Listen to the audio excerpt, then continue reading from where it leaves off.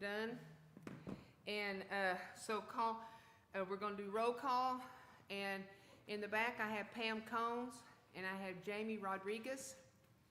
And then up here at I have to my left, I have Councilman Wiggins, Councilman McGruer, City Manager Kent Manton, and Joyce McLaughlin, Councilwoman, and Richard Prater, Councilman, and our new council member, Mr. Richardson, is not here for this meeting. He'll be here at 6 o'clock. He had to finish up his reports on his job, and so he did call in, so he is excused for this hour.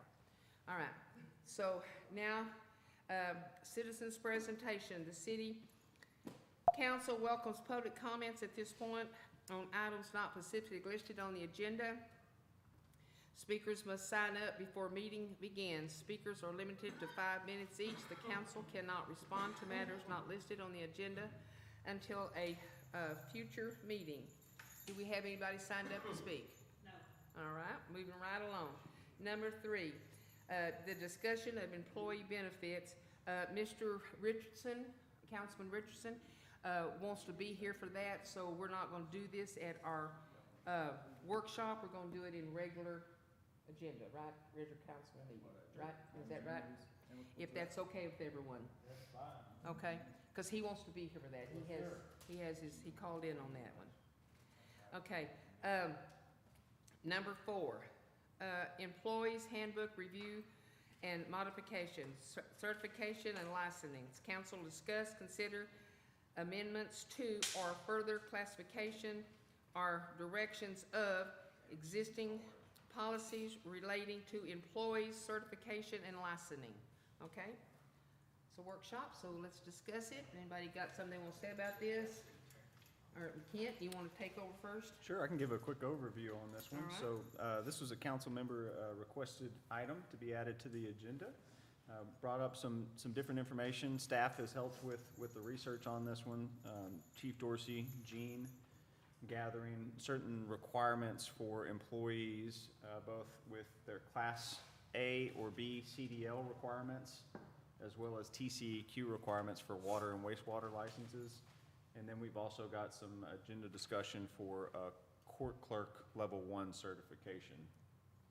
So at question here in the employee handbook, it states that employees should obtain a CDL within 1 year. And there was some confusion on exactly which certification we needed here. So Chief Dorsey has done some research, and it does appear that a Class A CDL is required for the towing of the backhoe with the trailer. A Class B CDL would be required for the Durapatcher. The Durapatcher would be exempt if it was empty, but you add the load of rock and oil to that, and you've got to have that. So therefore, it seems most likely that employees should all be required, or at least Public Works employees should be required to get the Class A CDL. Janie? Okay. Sure, thank you.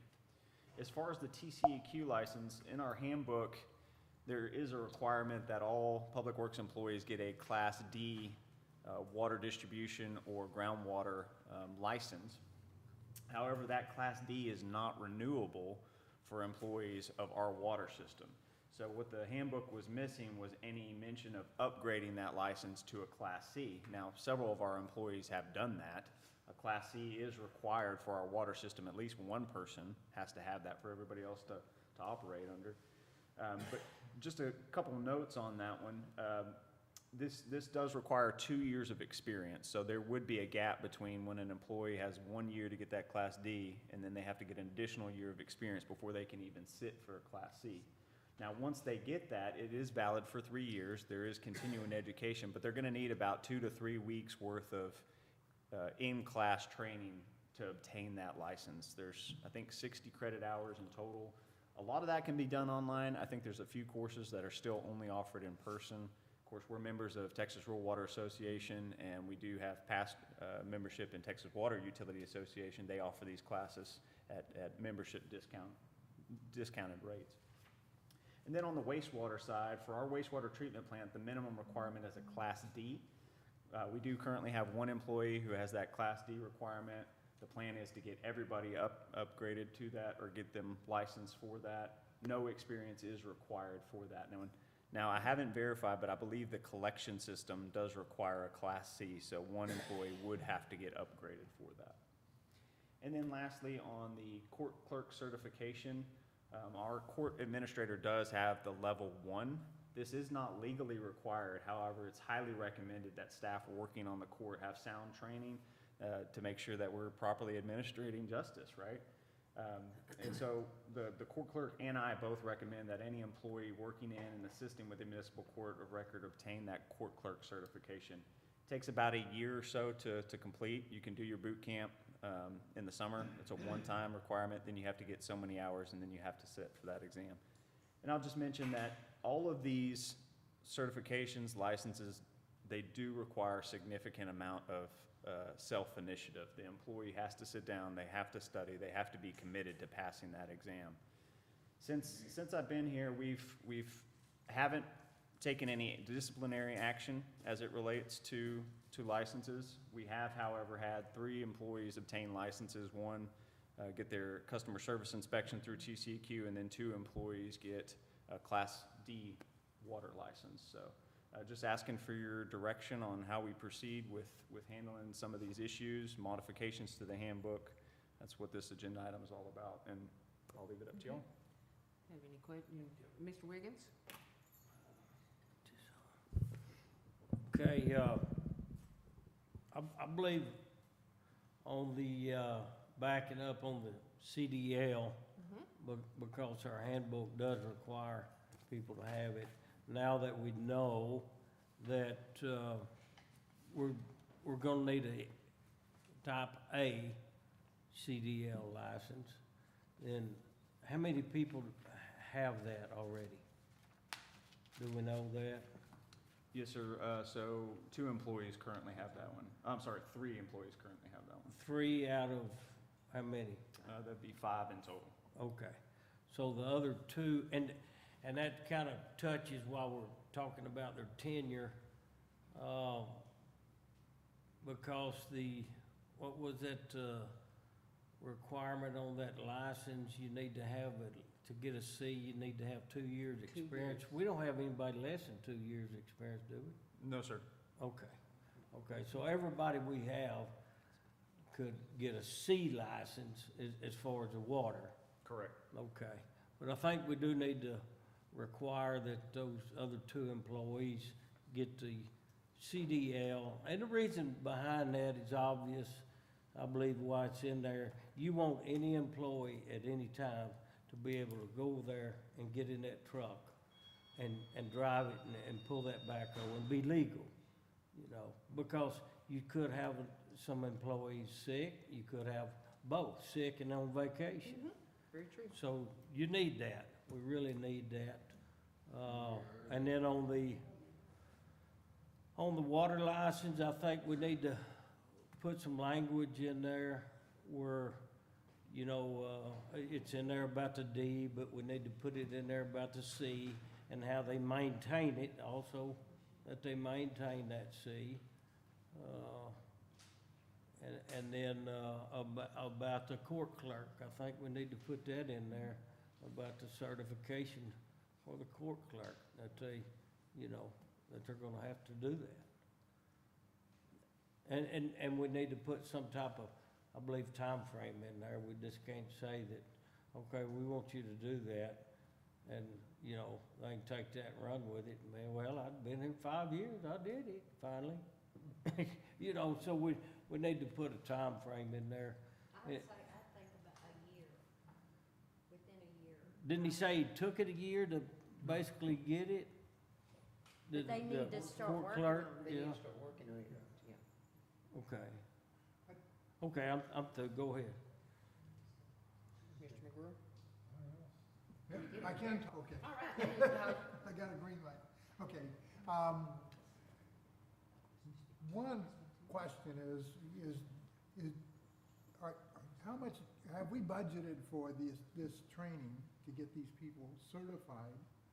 Or are we gonna have to find money to get this done to meet all those requirements? I'm not sure I remember that.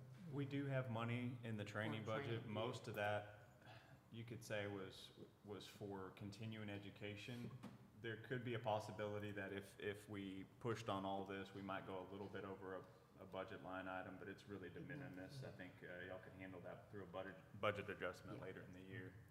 Okay, now your CDL requirement, because it takes a year to get the experience, you know, I'm sure it's a number of hours you have to have. What, Huh? excuse me? Okay. Okay. Oh, Okay, okay. all right. So they usually say you have to have so many hours, not, that, you know, it's a calendared year.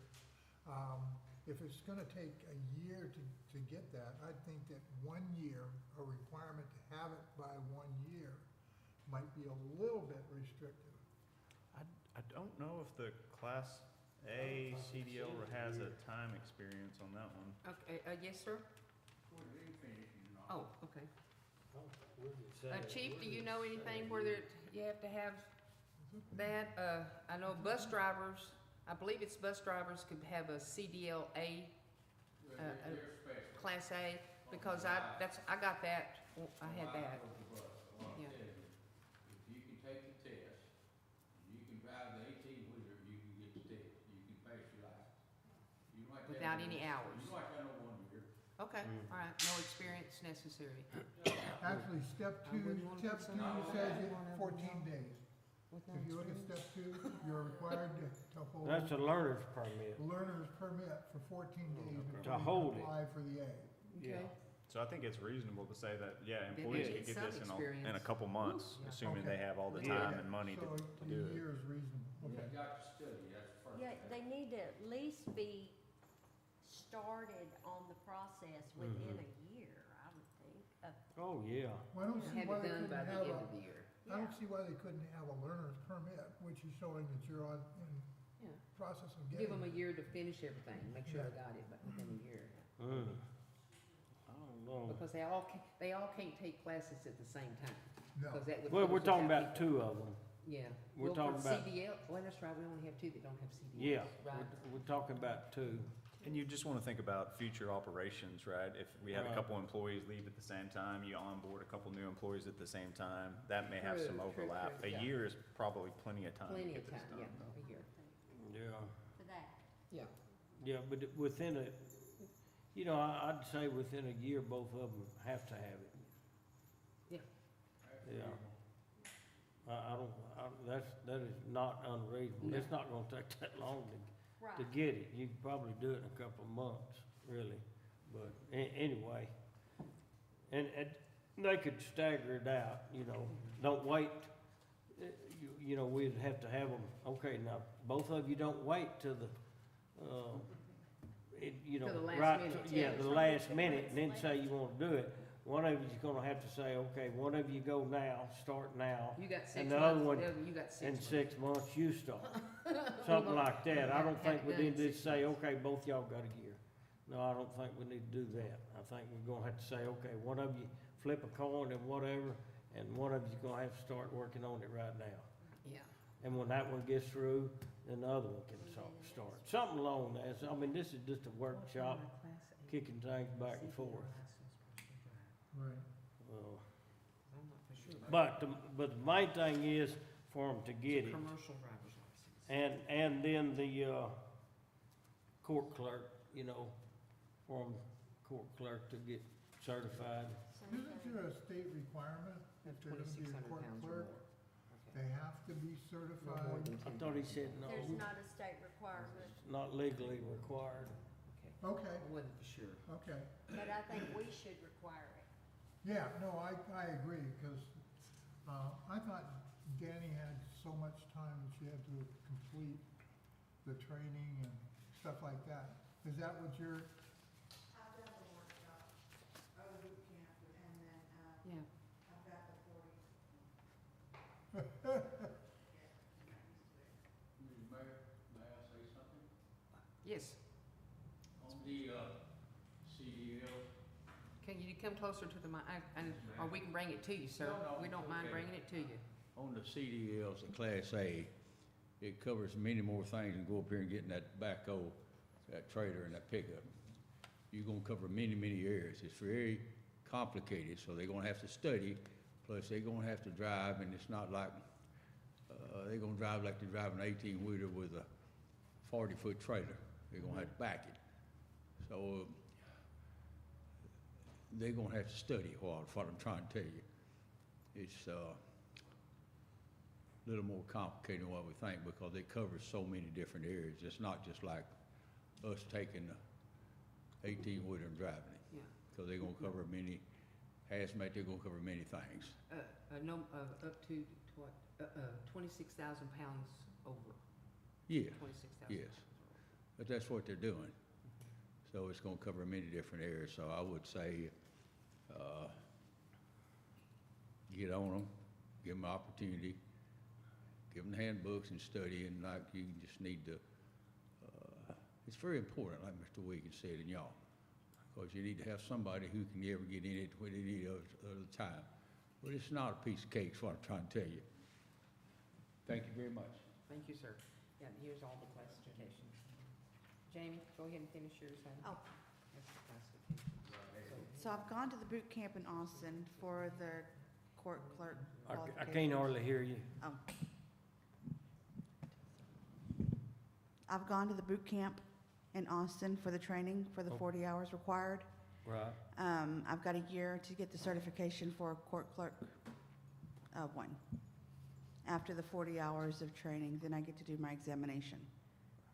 So, Janie, can you expand on what is that 1-year requirement? Is that after you complete the boot camp, you only have a year to get the? You only have a training year, yes. done? Okay. And you That's can not only how do the it was- boot camp one time I didn't know unless that. it's special qualifications and it gets approved You can only have. to Well- redo it again. Sure. So when is your year up? August of 2025. Okay. So you have And to have you pass. been working toward it? Yes, I've got the booklet printed out, and there's modules that I can take online. So I've got, they send me classes that I can do webinar and continue my education that way. Okay. What about Miss Laura? I'm not too sure how advanced she is on hers. We'd have to get with her to get classification or clarification on that. Do you know, Kent? Laura attended a court boot camp years ago, and it was my understanding she just needs to finish getting her additional hours. I think there's 8 additional hours you have to get, because the court clerk boot camp gives you 32, and then she's able to sit for that examination. I could be a little bit off on this one, but in theory, she could obtain this over the next 6 months or so. Okay. Is she working toward it, or? That is my understanding. Yeah, she's working in the courts. No, I mean, I know she's working in a court, but Yeah, she's I been just, studying, I think, is what I understand, not for sure. well, okay. I just think we need to, So You know- we can talk a little bit about some of the incentives and what to do next. We do have a couple employees that haven't gotten this yet. You can certainly make the argument that that's on me, that's on administration to enforce that. Of course, we do have provisions in our employee handbook that give us the right to suspend or terminate these employees if they don't have. Now, I don't think anybody's recommending that, right? Everybody just wants to get them to get their certification and wants to be Yes. able to move on and have operational flexibility here. right. In 2019, a change was made to the employee handbook that gives employees an additional $1 an hour incentive for any of these licenses or certifications if approved and available in the budget. So all the employees know and have been made aware that this incentive is available there. So without that, or with that being the motivation, it's kind of a bit of a head scratcher why we're having difficulty getting employees to tackle this training.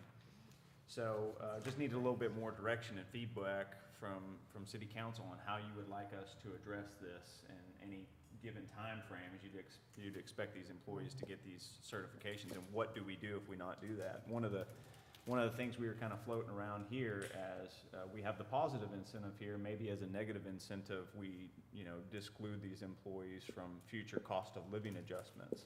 That way we're not talking about suspensions or termination here, but they do have a little bit more fire under their feet to actually get this done. Otherwise, they're not gonna get even just the normal pay raise. That's just spitballing a little bit here. Well, I would think that if you took and you say, because we haven't really kind of enforced this, or, we haven't really, well, enforced this, we should start the time period effective once we conclude our council meeting and vote on whatever we're gonna do, and give them the year from then, not the year prior. And then, that way, we're not saying, well, you've been here 6 months, you got 6 months to finish this. We're saying, starting effective today, any employee must, within a year, meet these requirements. That gives them the time they would have gotten had they been hired today. That would be what I would consider I mean- reasonable to all the employees. I think we need to have a mandate that they do this. This isn't, will you please get this if you want to? This is, you're mandated to get it. You're required. Now, you don't have to get it. You do it only if you want to work here. So, So That'd if be they, an if they incentive. don't wanna get, like the ones, if they don't wanna get their CDLs, then we've gotta let them go. Is that what y'all saying? If they don't Well, get the court if- clerk, we gotta let them go. well, I'm saying that, I'm saying like Graham is, let's give them a time frame, and we can figure out what that time frame is. Maybe it might be different for a CDL versus court clerk certification, you know. But we'll figure out a time frame, and then that it's mandated that they have that by that time. Well, in agreement with what Ricky's saying is if we use today as their, essentially for the purposes of certification, today is their hiring date, whatever our policy is in relation to what their requirement is. So you're required to get a Class B CDL within a year or 2 years of employment, okay? Then today starts that for them. Anybody who's hired subsequent to today is held to the same date or time requirement. The court clerk, you're saying that you have to, now there's a state mandate for them, but you're saying that you have to be a certified clerk one within A year of their employment. so that for Yeah. them begins today. We're gonna say, because we haven't really enforced this, you know, other than what's stated in state law. Go ahead. Yep. I mean, just to clarify what you're saying, I think what you're saying is, of course, we don't have no new employees. Right. So all the employees now, it'd be a year from, let's just assume January 1. Yeah, Now, any new employee, it would be a year from their hire date. absolutely. Right, That's exactly what I'm okay. saying, yeah.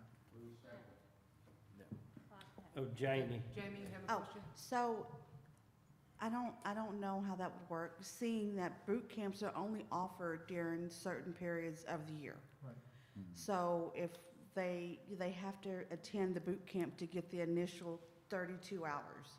Then they've got the additional 8 hours they can do via web or continuing classes while they're there. So within the year of their first year of employment, how would that work? If they can only go to boot camp after they've been employed 6 months? Yeah, we could probably write something into the employee handbook that said, you know, extenuating circumstances aside, you know, maybe an additional month or 2 Because months it's all if boot camps needed, in Austin? or something like that. But, and one thing to note on that, getting your certification, some employees do not pass these exams the first time. So, you know, what do you want to do if an employee can't pass that on the first, the second, the third attempt? You know, do we give them so many tries to pass it before? We need to write something, Something. yeah, how many, because, you know, it's like, okay, you're on try number 5. Yeah. Maybe you're not in the right spot. well, there might be some kind of, maybe for like a license, maybe there's, you know, let me ask you this. Is anybody that's working in the water department, do they don't have to have do they have to have a license to be on call? There's an Okay. answer right Gene, there. your No. question? They don't. So we have to have 2 C-certified operators on our system for the size of Right. it. And we've got 2, me and Johnny. Keelan is working on his, so that would be 3. So they're technically, Calvin and Richard are working under my license and Keelan at this time, if I tell them to go do something. So anybody without a license or a D is working under me or Johnny, Okay. under What our about your license. But CDLs? Calvin had his, and that's the one that let his lapse. Keelan has his D and is working on his C, Richard and has same his same for Richard? Right. Okay, So on the CDL, I'm sending Richard to DPS after the holidays to get better clarification because so many laws have changed. The truck that we use to pull the backhoe does not have air brakes, but the Durapatcher has air brakes. So I need to make sure that that's not gonna, hurt them by not having air brakes on that pickup to pull that trailer, Okay. with DPS. I don't know, because their laws have changed so much. well, I mean, I know you just came in a while ago. You Right. wasn't here, but what we've determined is if you pull the backhoe with that big truck, you have to have a CDL. Correct, but it does not have air brakes. Yeah. And that's, It don't have Okay. to. Okay, but please go ahead and check, Gene, no matter what. no, listen to Tolbert, I'm done. Oh, Well, I okay. mean, Richard said that, Okay, Richard come on, said hey. that too. All right, I will stop this meeting. I will stop this meeting. Okay, go ahead, Mr. Wick. Mr. No, Wiggins. I mean, And I agree, a year is good. Okay, thank you. Yeah. All right, Yeah. wanna get better clarification is what I'm trying to say. okay. yeah. I do think, it sounds like the only one that doesn't have a water license is Calvin. Right. And I think he's gonna have to get one. And maybe like I said, we need to write this up. I think it'd be a good idea maybe to, of course, I know we're gonna talk about this later too, but maybe to get a couple of council members together and then they can have more or less a committee and let them work on these things and then put some language together and maybe if they have to, work with our attorney on it and then come back to council with some ideas. I mean, we can talk about it and give them, we talk about kind of what we want and then they can go back and work on it and put it together and bring it back to us. I A think. committee would be fine, but I think you need somebody from the water department, either Johnny or Gene, on that same committee. No, when I said a couple of council members, I mean 2 council members and like Kent somebody from and you Yeah, the water guys. and then, maybe 1 water guy, Yeah. I agree we with don't that. need 2 or 3. Yeah, no, in I there. agree with And that. if you're reading and checking the handbook, I think it would be beneficial for y'all to do it instead of, Okay. Yeah, y'all know what we- yeah. Okay, all right. But I thank you. mean, we just need to have some requirements, I mean, All right, so couple of council people. where that, and then we'll need something in there about if they don't. Okay, If they don't, then here's step 1, all right, here's step 2, and so on and so forth. all right. But we have to, we have to require them to, we can't have our employees telling us what we're gonna do. Yeah. That's just not how it works. But, Well, they usually don't, they don't come to the meetings and stuff to do that. They usually have somebody represent them, so. to Well, do I think- what? I think, Anytime that there's something to do with an employee, they usually don't come up and say anything. No, what I mean is, I don't want them, the employee shouldn't say, no, I'm not gonna get that, CDL. Oh, no, no. No, If you it's know, they required, don't, that's they why have I'm to. saying, they Yeah. don't tell us No. what to do, If we it's make the rules here. Right, if it's They required, follow they're it. gonna have to do it. Yeah, we make the Yeah. rules, they follow, if they don't wanna follow them, they don't have to, but, Yeah, that's right. Only if they That'll don't be wanna their work option, here. Whether they do it or not. yeah, Okay. yeah. Matter of fact, Keelan was supposed to have tested 17th for his C, but he's been out sick, so he's having to reschedule it. Oh, okay, Right, cool. right. I know Well, they're working on it. Yeah, they're working on it, As yeah. soon as he gets done, then I can push Richard, but I can't afford to push 2 or 3 at one time. Oh, It'd be no, short. yeah, well, no, you know, we talked about a year, Yeah. but Yeah. starting one guy now, Right. and then maybe 6 months or so, start the next one, you know. But they've gotta have the incentive too. Yes, they Yeah. gotta wanna do it. Yeah, well, they're gonna have to, Have to, or yeah. adios amigos. Yeah, right. And then about the sewer license, you know, right now we have one employee, and that's Johnny, that has the D. Okay, is that right? That's correct. Okay, We're all gonna right. need more. So maybe we need to get some more employees. I don't know what all that D, what does that entail? So the D is pretty simple. It's just an exam. I think there's one basic wastewater class with that. There's no experience required. The D is renewable for our wastewater treatment plant. However, they split out the collection system as a little bit different. I think we have to have a class C for the wastewater treatment plant. And with that one, you need experience. None of our employees really have a lot of experience. There's only certain ways you can get that experience, which is why we're bringing in Matt Cast as a potential consultant. He has a AA water license, and he has agreed that, you know, should you and Matt Cass come to an agreement on consulting, that he would be able to offer his licenses and help train them up in that capacity. That'd be great. All right, sounds good. Now, with the D, is the D required for them to go out and do inspections on our sewer now, like when they, put it in toward the house to make sure the, grade is correct and all that? Do you have to have a D person to go out and? Not under my understanding. Okay, Gene? anybody can? No, I mean, I've been inspecting them from, you know, whenever they call me. that Yeah. That they're putting them in, or Johnny, if I'm tied up, will go look out, but other than that, you know, we What's- just got handed that. What's the requirement? It's a combination of you and Johnny Tabor and Chris Hill, who's the resident inspector on that one too. Well- I haven't heard from them, so don't wanna. You just go by yourself? Yeah, when they, Well, that's what, contractors call me, okay, well, that's what I'm asking. Or is it a requirement for I a, don't think so.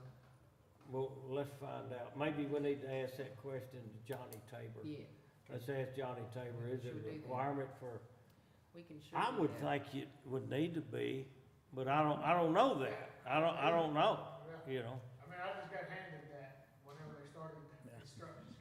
Yeah, right, we can do that. Yeah, I was in the office when we handed it to you. yeah. All right. Anybody else have any discussion on this One of the things, during the workshop? Okay. I'm Yes, sir. sorry. Go ahead, Ms. One of Brewer. the things that I noted here is to get your Class C license, it requires 2 years of experience. That's what's on here. So Water license, this is a Class C license for groundwater, surface Yes. water, and distribution. mhm, So if you want somebody to get their Class C, they're gonna have to have 2 years of experience. So I want that probably considered when we put in timeframes to accomplish something. You gotta have the 2 years experience. Yeah, Well, I think everybody has it now. we did discuss that, but I guess you missed it, but everyone that's employed here has 2 years or more. Yes. Right. I think he's talking about new The I'm not new looking at employees, we our need something in current, the handbook. I'm looking at the future.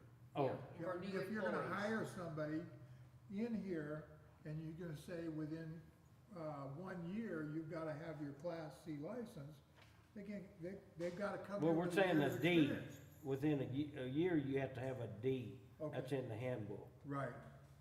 And then that's all that's in the handbook. Then, so, well, that's what we're wanting to do, is put in there about a C.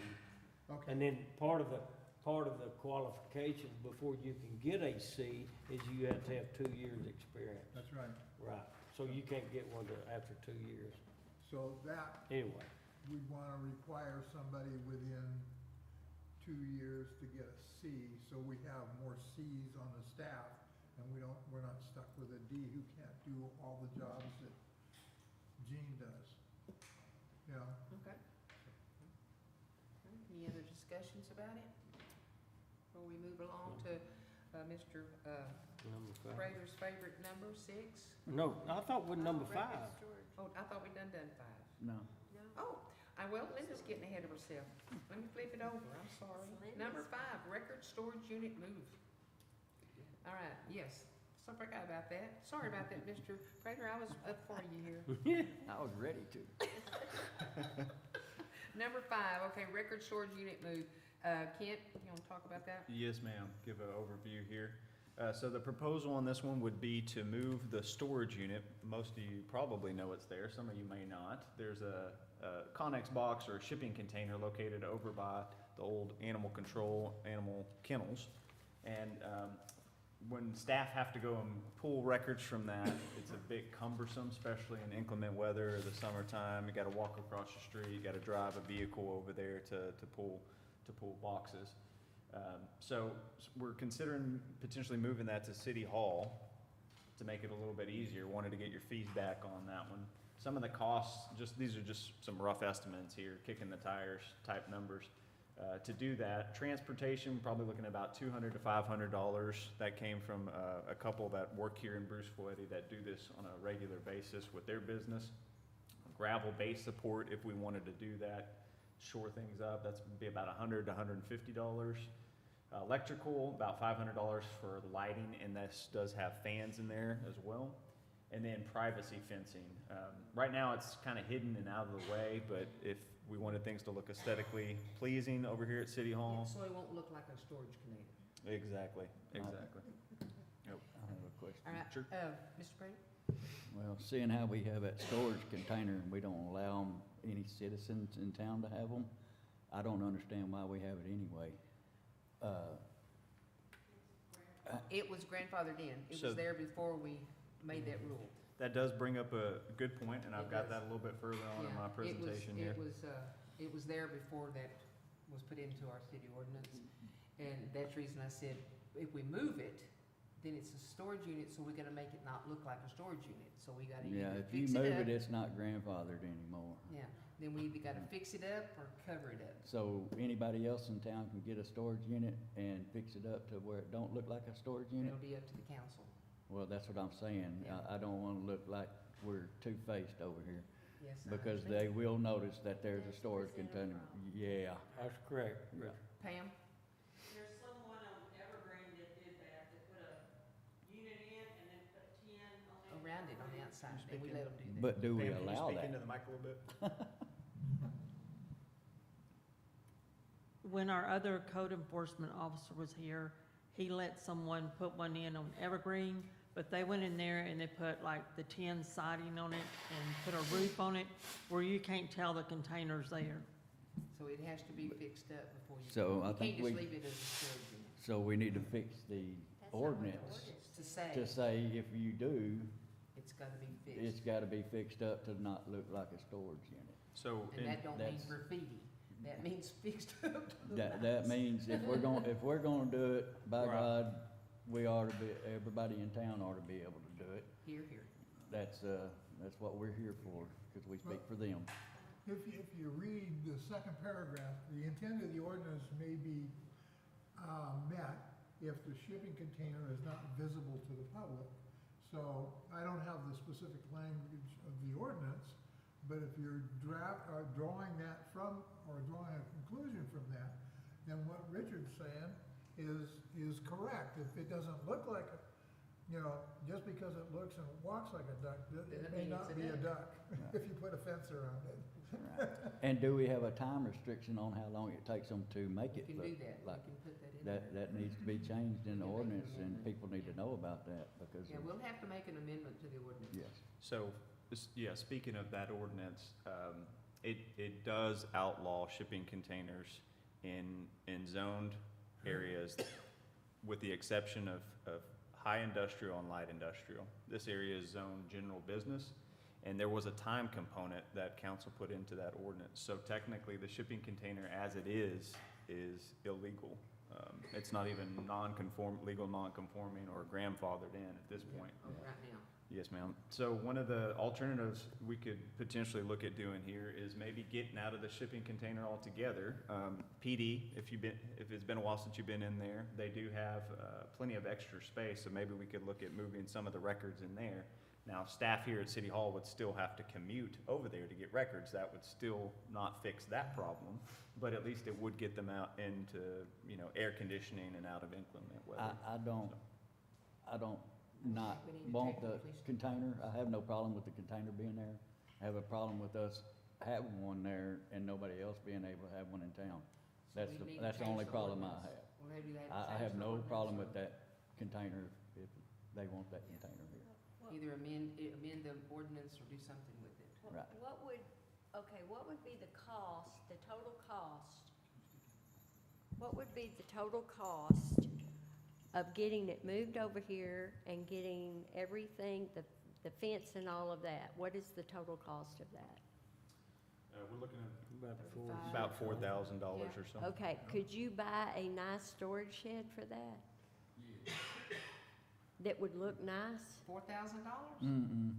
No way, You Jose. can't, yeah, Not that size. I've been looking at them. even the small ones are. And you might get one of those little tiny ones, That way, the that teens, would but not, then we wouldn't have a problem at all. So we allow You're looking storage about shed? 15,000 or so. Yeah, we allow for- storage Yeah, shed, around yeah. 15,000. I've been looking at them. Okay. And also, if we consider doing this, I would like to throw in there that if we agree to this and we do amendment to the ordinance to say, hey, we can do that as long as it's fixed up, you have a certain amount of time to fix it up, blah, blah, blah, blah, make it look like it's not a railroad car, that we spend a little bit more money and get some more gravel base.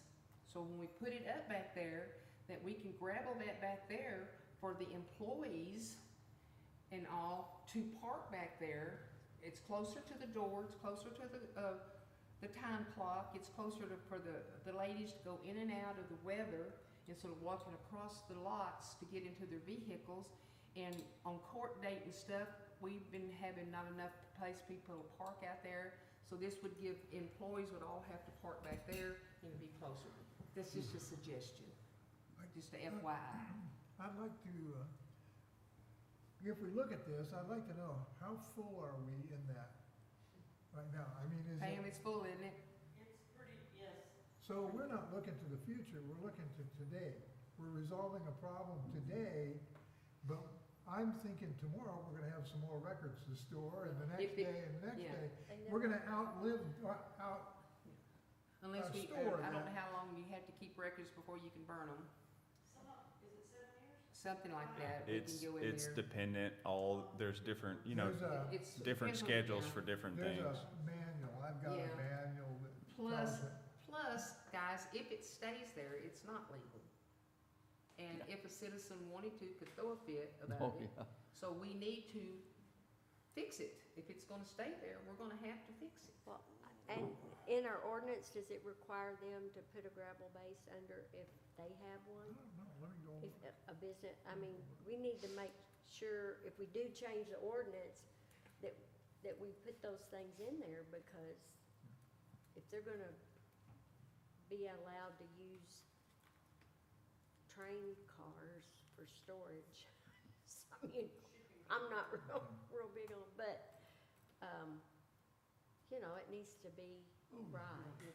If, we're gonna do it right, so, hey, you gotta do it right too. No. Well, I think that we're gonna have to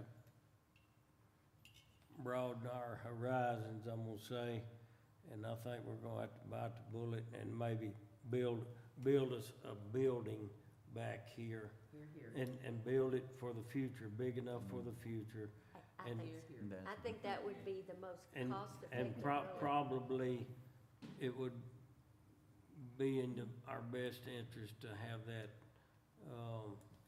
air conditioned. Mm. you know, to keep the files and everything in. Yeah, because this would be a temporary fix, I think, which I think. I mean, of course, if initially you could just build, if you could just build frame of the building, a metal building, I'd say, and then, you can go in there and build walls and stuff later, or we can build shelving and all that. But the main thing is to have the. Make it watertight. Yeah, and have a slab on it. Yeah. And, just a metal building, you know, and I don't think we'd need like plumbing in it. Yeah, I wouldn't think. Yeah. You're gonna need Just electrical. Yeah, This is just like for storage only. I would maybe plumb it out for electrical maybe in the future. Well, I mean, Look at this. you're This gonna one's need a- electrical, you're gonna need electrical, need because you well, need lights in it, yeah. obviously, you need and lights air in it. conditioning. And, Yeah, it'll need an electrical. yeah, Plumb it out for I think that would be. because this used to be a pavilion, you know, so we reallocate stuff here. So, if we were Do y'all planning for have the any future- timelines in mind? I know we've got lots of projects ongoing right Yeah. now. No. Would y'all want a separate building if we go that route? Would you want to expand onto this, or would you like us to look into the storage shed a little bit further? I think storage shed's just gonna run out of space. I mean, if you're thinking about the future, storage rooms are And just after gonna run. 5 years, or we can look it up, but after 5 to 7 years, you can. I mean, again, we could get we could get with, I'll say Mikey Yeah. and get him to give us Mix, Mike, an idea of Yeah. what maybe, what it would cost. you know, I don't have no clue, 20 by 20, maybe, I don't know, 20 by 20. It's like a 6 inch to a 10 inch. It don't cost much more, so just get you enough so it'll last a long time. Right, And I was maybe sort of kinda I think confused that would with be. 20 by 30 or something, I don't know. But see what it would cost. I mean, I think the biggest cost is gonna be your concrete. Concrete, Yeah. yeah. But, Mine's a 24 by 30. yours is? Yeah. 24 That's what by mine 30. is, 24 by 30. Yeah, It's 30 wide, 24 deep. yeah. Yeah, I think let's reach out to Mikey and get some kind of cost and come I back got with you down us. here to Yeah. get a hold of I Mr. agree. Nix or Mike Strickland. Because it sounds like this would open up more we of a got two can of people that can worms do it. trying to do this other. Yeah, that's. All right, anything else on that discussion? No? All right, Give now. us a little break. Mr. Talbot out there. Oh, Mr. Tom, yes, You sir. sort of confused me. I thought maybe that your cargo container over here was grandfathered. But apparently, it ain't legal that. So what the hell's the problem here? You understand what I'm saying? I got you. What, you beat a dead horse to I was saying it was, but it's not. And I Yeah, there's- support Richard's opinion in that Okay. situation. Thank you, sir. All right, number 6, I make a motion to adjourn. do I have a second? I second. All right. It is now 5:49, and this workshop is closed. We'll be back at 6. Turn your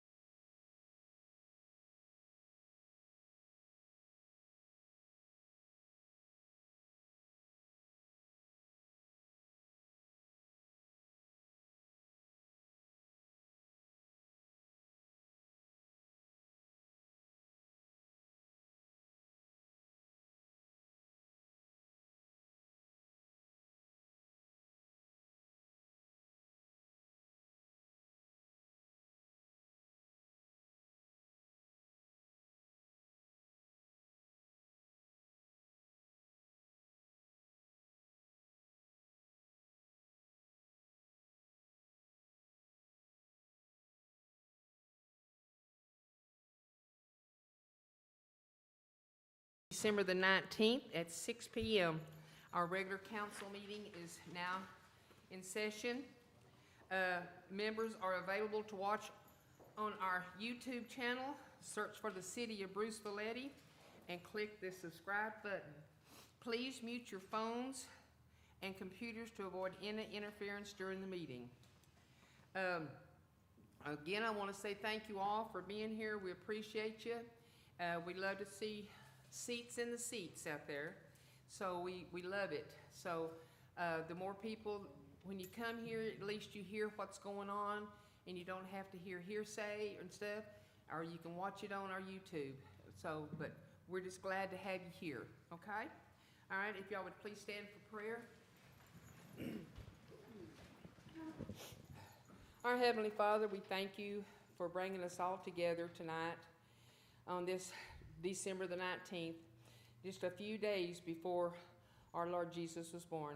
Lord, we just pray that you will watch over all of us and protect our council members up here. And I pray for all the first responders and the city workers and all the employees.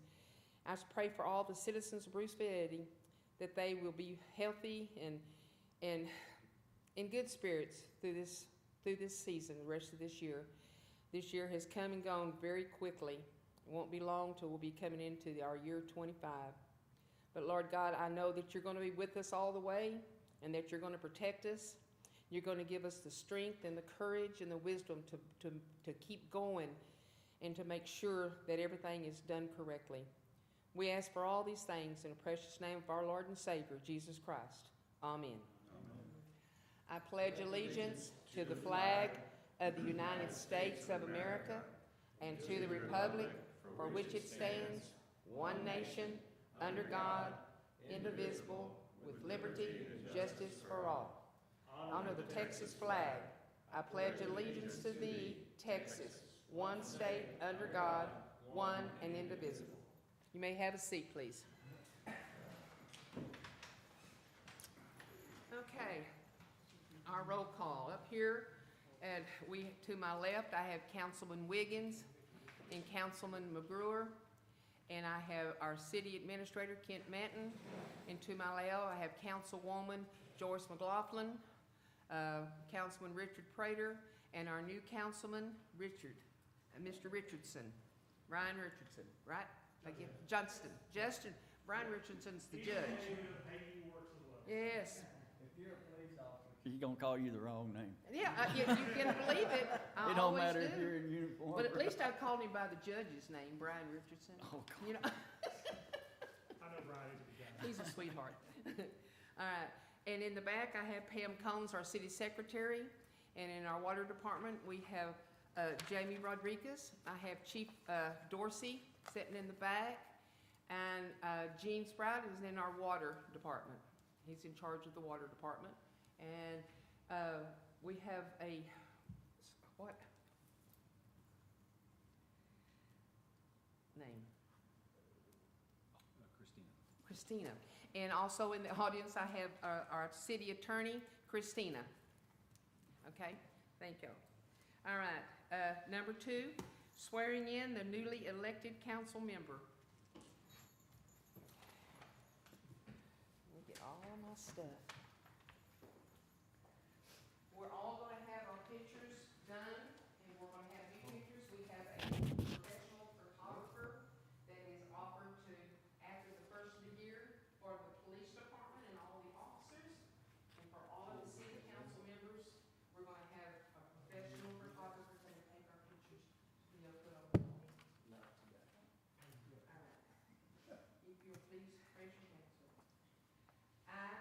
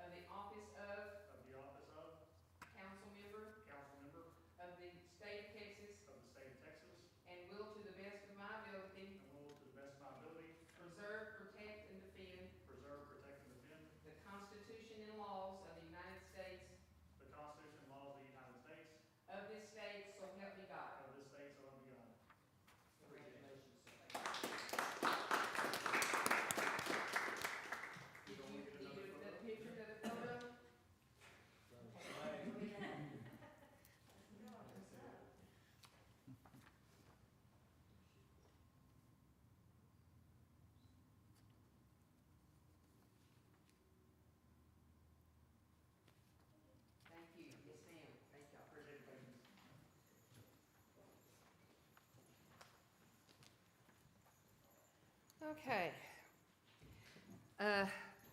Number 3, community announcements. Do we have any community announcements out here from the audience?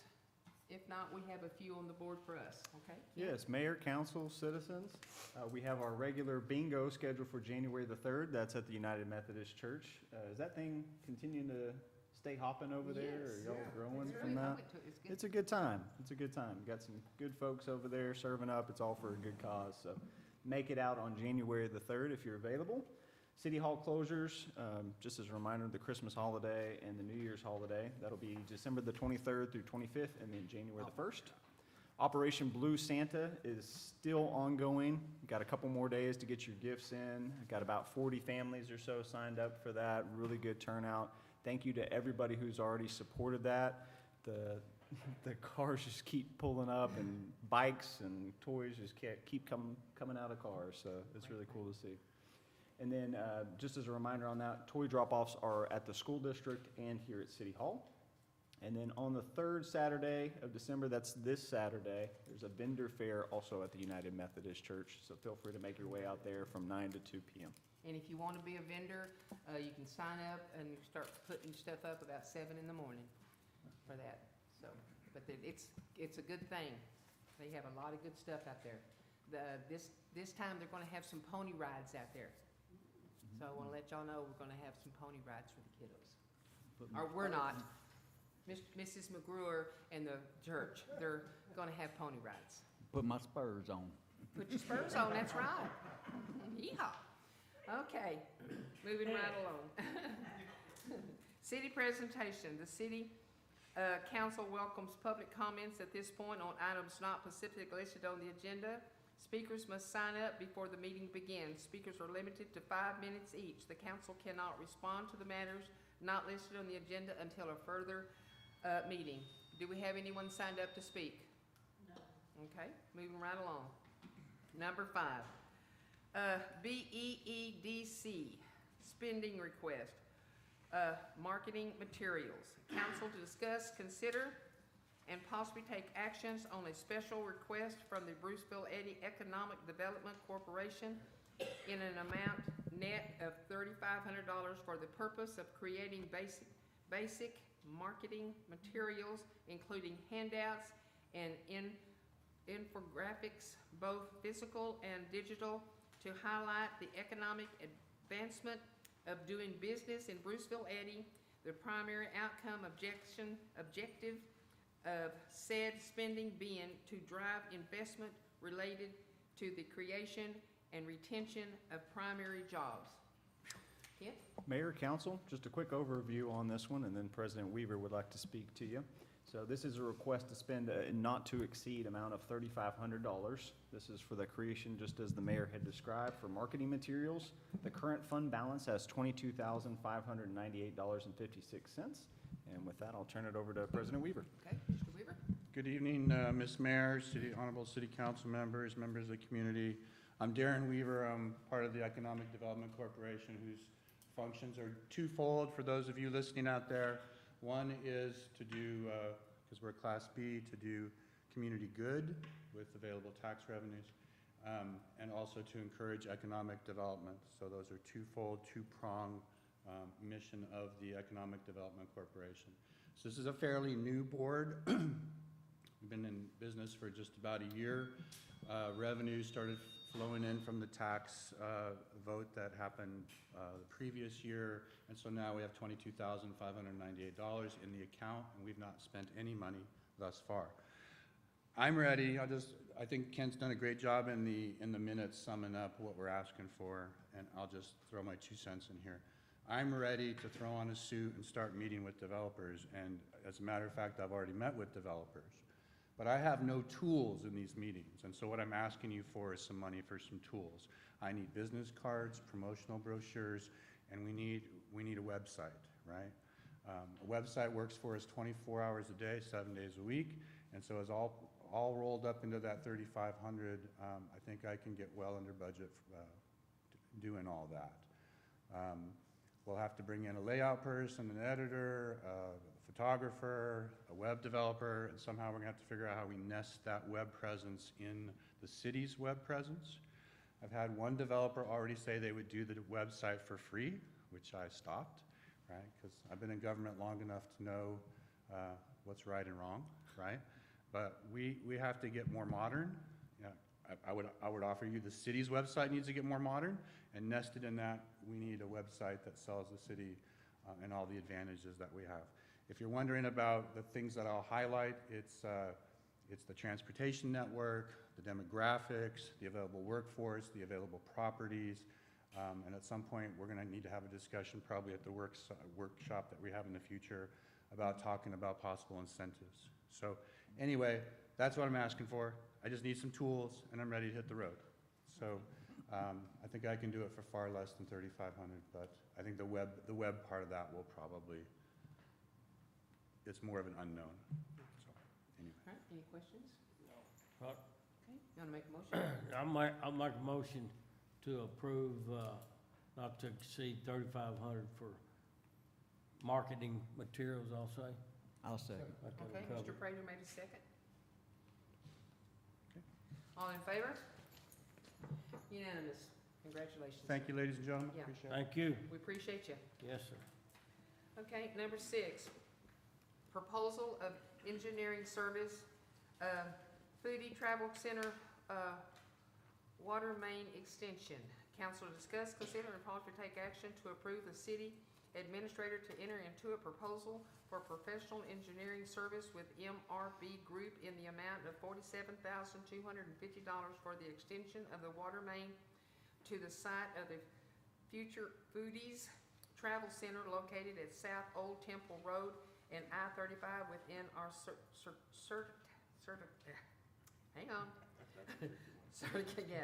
of convenience and necessities, CCN, service area, all costs to be paid by the developer. Kent? Mayor, council, citizens. So this is a little bit of an odd request, but this is a extension request for a water main to go to a new development that is located within the city limits of Lorena. So I know that's a little bit odd to hear, but it is within our CCN, as the mayor just described, so we are obligated to provide water to this developer. The extension would go across I-35, which is the biggest cost that we're expecting here. It'd be a bore encasement under I-35. The water lines would belong to the city, so it would be our responsibility to maintain those, which is why the proposal was made out in the city of Bruceville-Eddy's name. This does cross the $50,000 threshold for competitive procurement processes that the state has established, so we do have to get the design accomplished, and then we do have to take this out to public bid. The developer is looking to move forward with their project as soon as probably tomorrow. They would pay a $45,000 retainer before the engineers can begin that work, and I'm guessing that there'll be a little bit of delay there with the holidays. But my recommendation on this one is to approve, and the developers are here tonight to answer any questions on the Foodies development you may have. All right, anybody have any questions that they would like to ask? Okay, Mr. Wiggins? The only thing, just to reassure everyone that all of this work is gonna be done at the cost of the developer. If y'all Great. would like to come up to the mic, please, one of you, Okay, please. all right, So it's gonna be the cost to y'all. Yes, that's correct. okay. Anything else? Now, the only other thing I'd make a note of, and I think that's down the road, but on the first sentence there of this letter, it's, MRB recommends to update that from a 6 to a 10, and that update would be on us for the upsize of the line. If we did an alternate bid for that?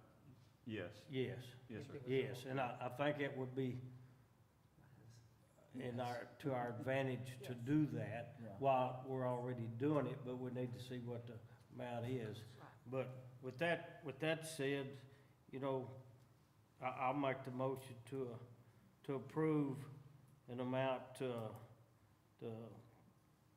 $47,250 for the extension of water mains to the site of the future Foodies Travel Center.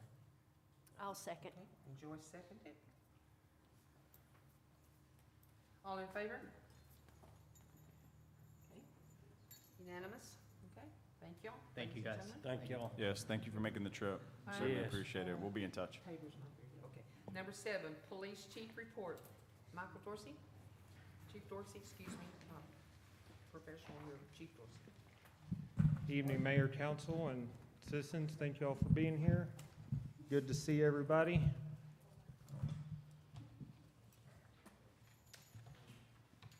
I'll start off with our police department report for the month of November. Okay. For the month, calls for service, 105. Reports to include arrest, offense, and incident, total of 18. Criminal offense arrest, total of 12. Crash reports, total of 7. Citations and warnings, total 198. Citations 133, warnings 65.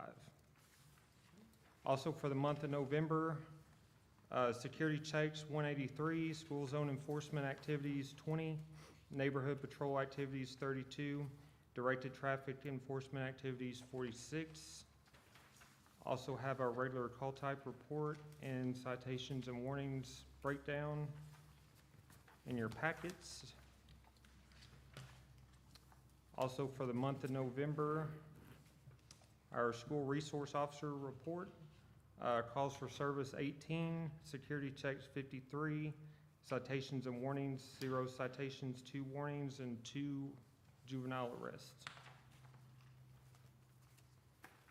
And also have an activity report breakdown as well in your packet. As far as our city ordinance enforcement report, this report's from November 15th through December 12th.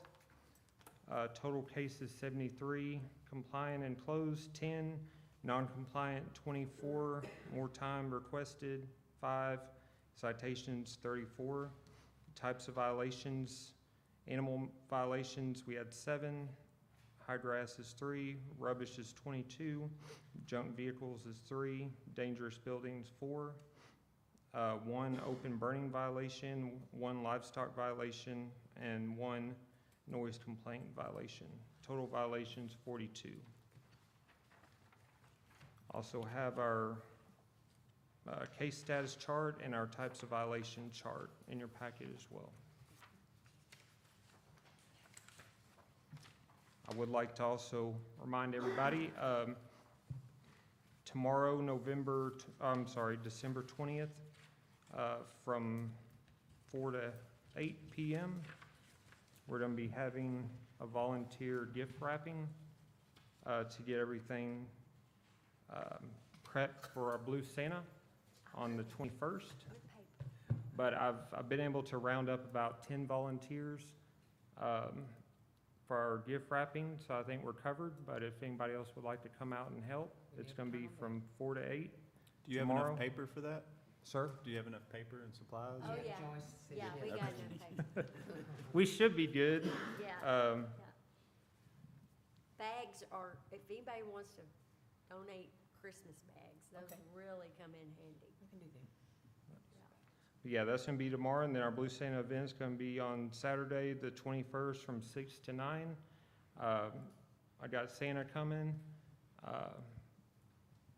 We're going to be handing out gifts to those that signed up. We have probably close to 50 now as far as kids that signed up for gifts, and then we have about 65, I think, RSVP'd for the dinner. Yeah. So we're probably going to have a full house, which is great. Eagles Landing's going to be catering the dinner. Oh, wonderful. So I appreciate them providing the food to us, and hopefully this year will be bigger and better than it has been, and really looking forward to it. Yes, sir. And I appreciate everyone that's helped out and donated and volunteered, and because we can't do it without y'all. That's right. So it's definitely a joint effort, a community effort to make this thing happen.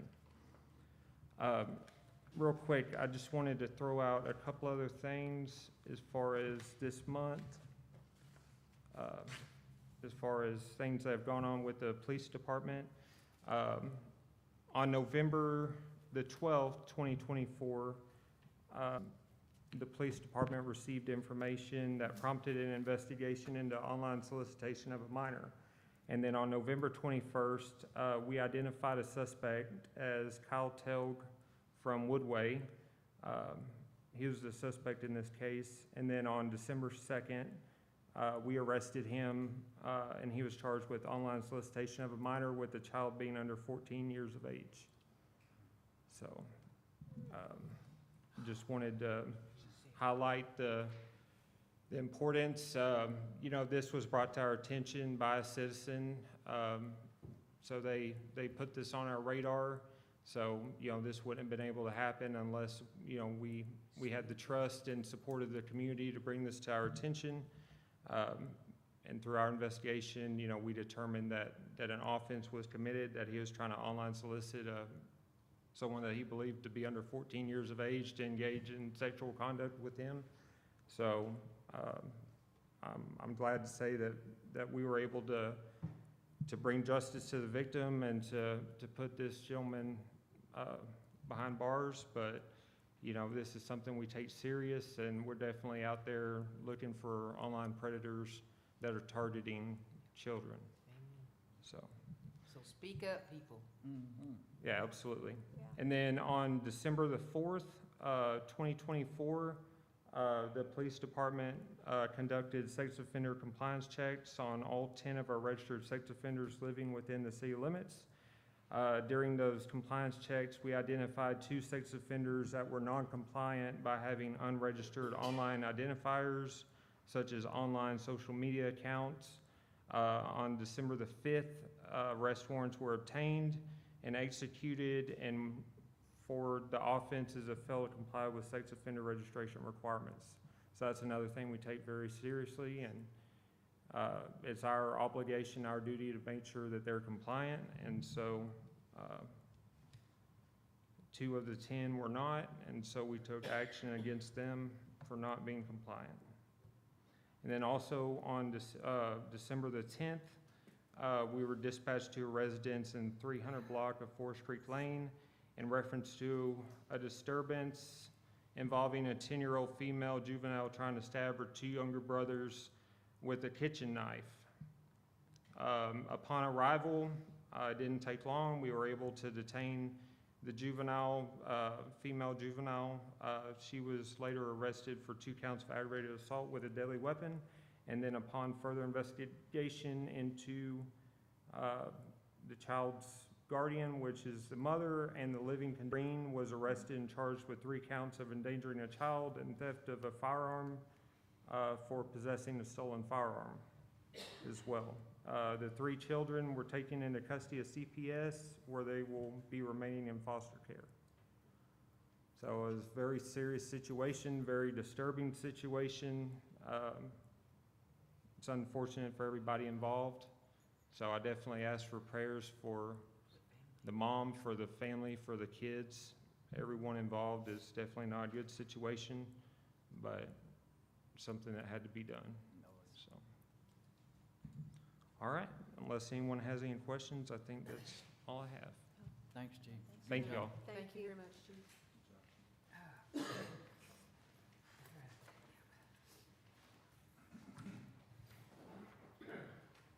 And also, I just want to also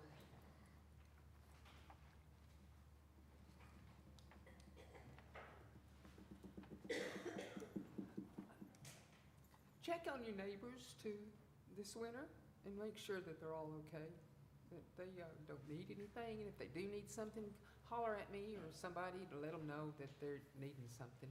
So I appreciate everything that everybody does, all the citizens. I thank y'all for speaking up, and I thank the police department for being there for all of it.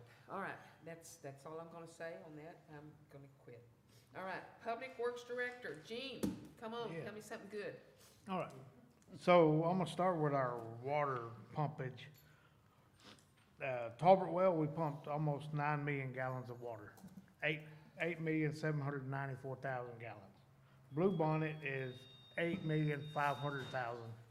That is down.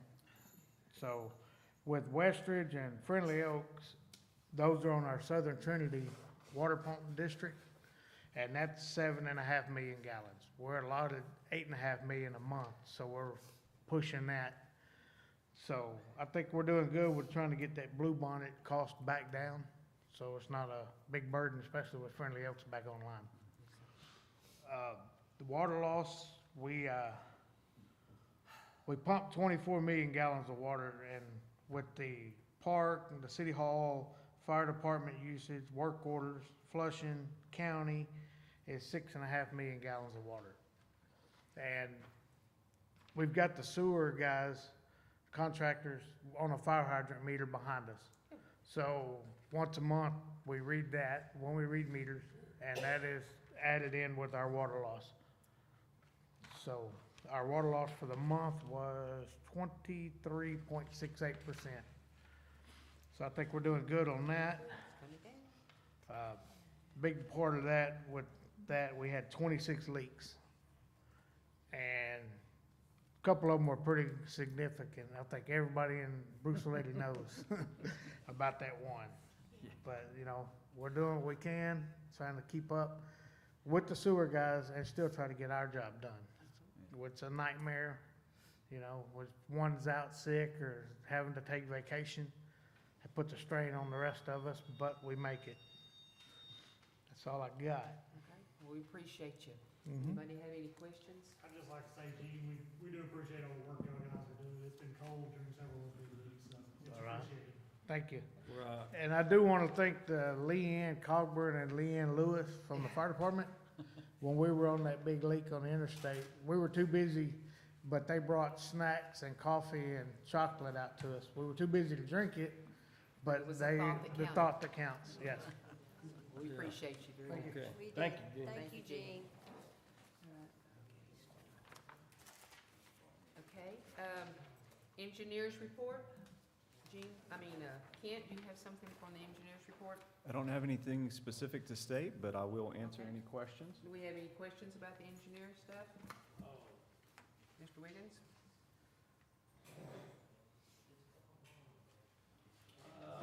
Let me see here.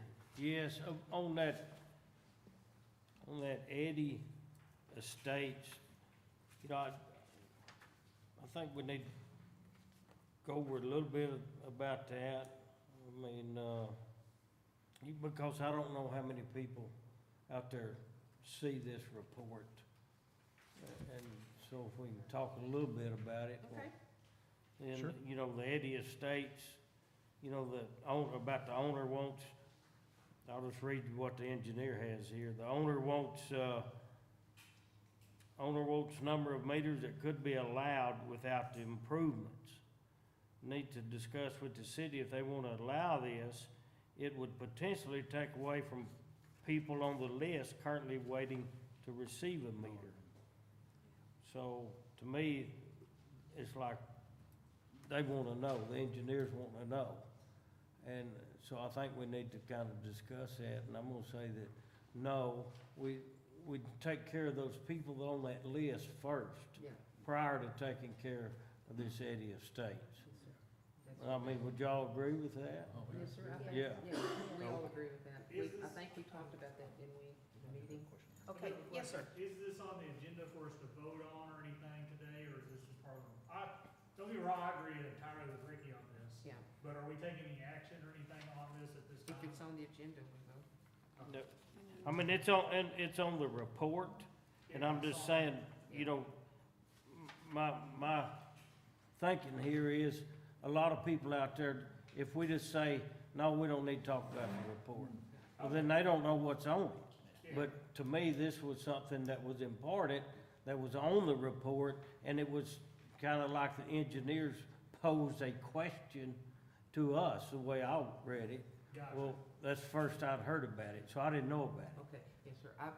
We had a meeting, I believe. I don't know who "we" is, but Sure. the council wasn't involved in No. that meeting. Yeah, so I'll Right. speak to this a little bit On more. on your report, isn't it? It's gonna be on your report. For Eddy Estates. Mm-hmm.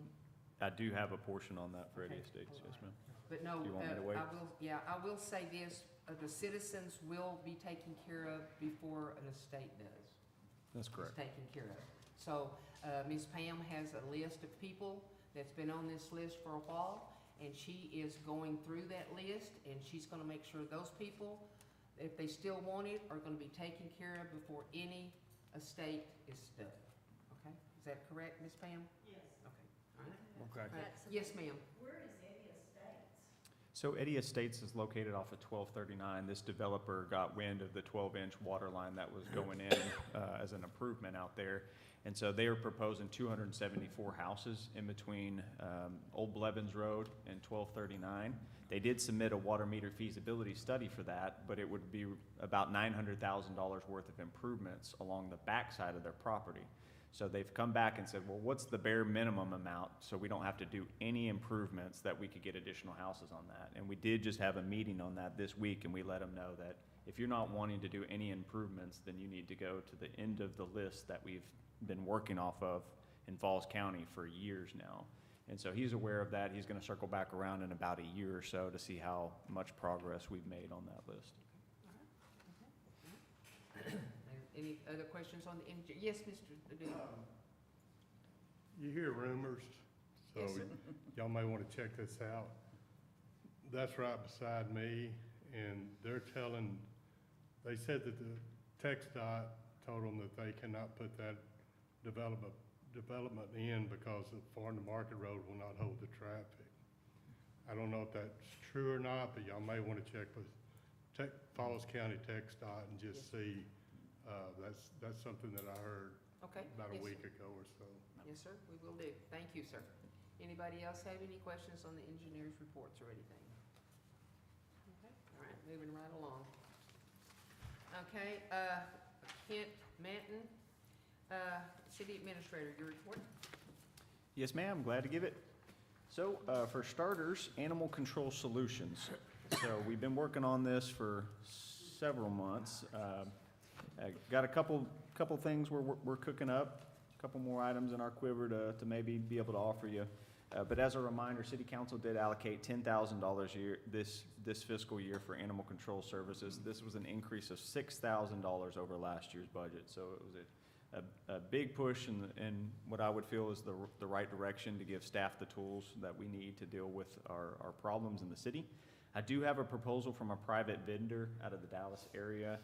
This is the furthest I've even been able to get with anybody other than Waco Animal Control. That's a little bit over our budget. I'll bring that at a future city council meeting for discussion. Also, the city of Waco is considering another interlocal with us based off of that additional allocation that we have in our budget to potentially take in additional animals to their shelter. So that'll be coming down the road. Atmos gas line replacement, Hungry Hill area. So at our safety coordination meeting for the sewer system, representatives with Atmos informed us that they were in the process of replacing almost all their lines in the area. They're down in Temple right now. This is a huge cost, a huge capital project that they're going through. And they said the Hungry Hill area over the next 12 months or so will get a full overhaul. They said they would let us know when that project commences. Hopefully not at the exact same time that the sewer system's over there working, but you never know. So on the sewer system progress, we are still waiting on about 80 additional right of entry forms. To date, we have about 228 of those, give or take, right? Okay. We need 312 in total. So if you know anybody, please just send them our way. For the water system, the Falls County water well, we did adjust some of the terms to the property owners. We have sent that back their way for further consideration, or we're about to send it back their way for further consideration. Got some feedback on exactly what they were looking for. So you'll see in the monthly engineering report by MRB that we ranked 293 out of 295 on our submission to the Water Development Board for funding on this project. Essentially, Bruceville-Eddy is not quite as, indigent or in need, not as poor as we thought we were, especially in that area. So we won't be getting any money, at least from their revolving loan section.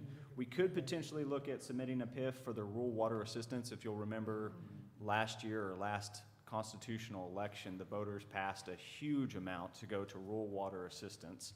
So that fund is starting to starting to accept applications and starting to push out some of that money. I think this might be worthwhile for us to push over that potential $6.5 million cost for a new water well and new hydropneumatic tanks out that way. So we'll get working on research in that avenue as well. Street Repair Committee, so members of the Street Repair Committee, we met for the first time on December the 4th. Streets on the preliminary report for priority listed streets this year were Crescent Meadows, that would be a reseal from 2023, Market Street, Hungry Hill, the section nearest to Helena, Forest Creek, North Old Bruceville, Ashley, Eagle from Temple to Miracle, and Horseshoe Bend. After the meeting, I immediately got with McLennan County to start requesting some of those interlocal quotes, and they did inform me that the county will not be doing interlocals this year, mostly due to the flooding that occurred in April and May. They've got to catch up on county roads and got to catch up on some of their bridge maintenance. Upon seeking further clarification on that one, the county did let me know that they might do interlocals, but it would be way further along in the fiscal year than we're typically used to. So we had a second street repair committee meeting this week and essentially made the decision to push the street committee's work until the summer, kind of see how the sewer system's going, circle back around to the county, see if they're open to doing any chip seal roads. That's really our only cost-effective option outside of just patching activities on a daily basis. We are also entertaining a proposal from MRB Group for design work on that Hungry Hill section nearest to Helena. We're probably looking at anywhere from $250,000 to $500,000 just on a small stretch over there to get a street upgraded to a concrete or a hot mix asphalt with a solid base that's going to support, 18-wheeler traffic and last for years down the road. So we are working on some cost estimates for that. I have Okay. a question on that. Yes, sir. Sure. Have you gotten with Helena? Have you brought them to the table about maybe supporting some of this go? I have. That was about a year or so ago. They essentially told me to bring them some numbers, and they would certainly consider it. They realize that, they're one of the bigger contributors to the traffic, or to the street issues on Hungry Hill. Now, whether or not they would throw any money at that and how much is yet to be known. Okay, thanks. You bet. And then I will just go over a couple updates from around the city, and then, of course, answer any questions that you might have. But just an overview of our budget expenditures to date and our sales tax revenue. We're still holding steady around that 20,000 average mark. And our budget spent to date, you can see some of our bigger categories are the sewer system, and then police is a little bit of an outlier on that one. They had some capital purchases that they've made earlier in their fiscal year, so that should even out as we move throughout the year. And then for the fun stuff, thank you for everybody who came out to the Christmas tree lighting. I wasn't able to make it this go round. We had some prior obligations, but it was a huge success. Janie, thank you for all you did to volunteer folks for service on that night, and y'all know who we're talking about out there in the public. It was fun, got a couple Fidos there that were in the mix. It was just a good event all around. And then lastly, just throwing in a picture there of our wastewater treatment plant. If you haven't driven down Old Bruceville Lane, that's just Bruceville Lane, right? Old Bruceville Lane, getting it mixed up. It's a huge endeavor. I mean, just a massive amount of work. Groundwork has been done out there, so it's quite the sight to see from where it was 3 months ago. I encourage you to take a look at all the progress. Okay, and with that, I'll answer any questions that you have. Does anybody have any questions? No? All right. Number 10, we just got that. Number 11, consent agenda. All items listed on the consent agenda will be considered by the city council and will be enacted on by one motion. There will be no separate discussions of these items unless a council member or a member of the public so requests. A, approval of the minutes. B, finances for November of 2024. And the C, approval of the amendments to the fiscal year of 2023-2024 annual budget. Does anybody have any questions on that? Okay, Mr. Wiggins. Okay, I want to pull the finances. Pull the finances, both of them? Yes, we'll Okay. pull B, all of B. Okay, B and B, okay. B and 2, so 1 and 2 on B. Anybody else? Do we accept the others? Or is there any others that need to be pulled? No, I'll make a motion to approve, A and C? A and C, Okay, the consent agenda. okay, all right. Mr. McGruer seconded. All right, okay, we will discuss, B, finances, November of 2024. Oh, all in favor? Thank you. Unanimous, thank you. I keep forgetting about that sometimes. Finances for November of 2024. Council to discuss, consider, and probably take action on the November of 2024 financial reports for the general water and sewer fund accounts, and council to discuss, consider, and possibly take action on the November of 2024 accounts payable for the general water and sewer fund accounts. Mr. Wiggins? Okay. Just to clarify, I don't see anything wrong with the financial report.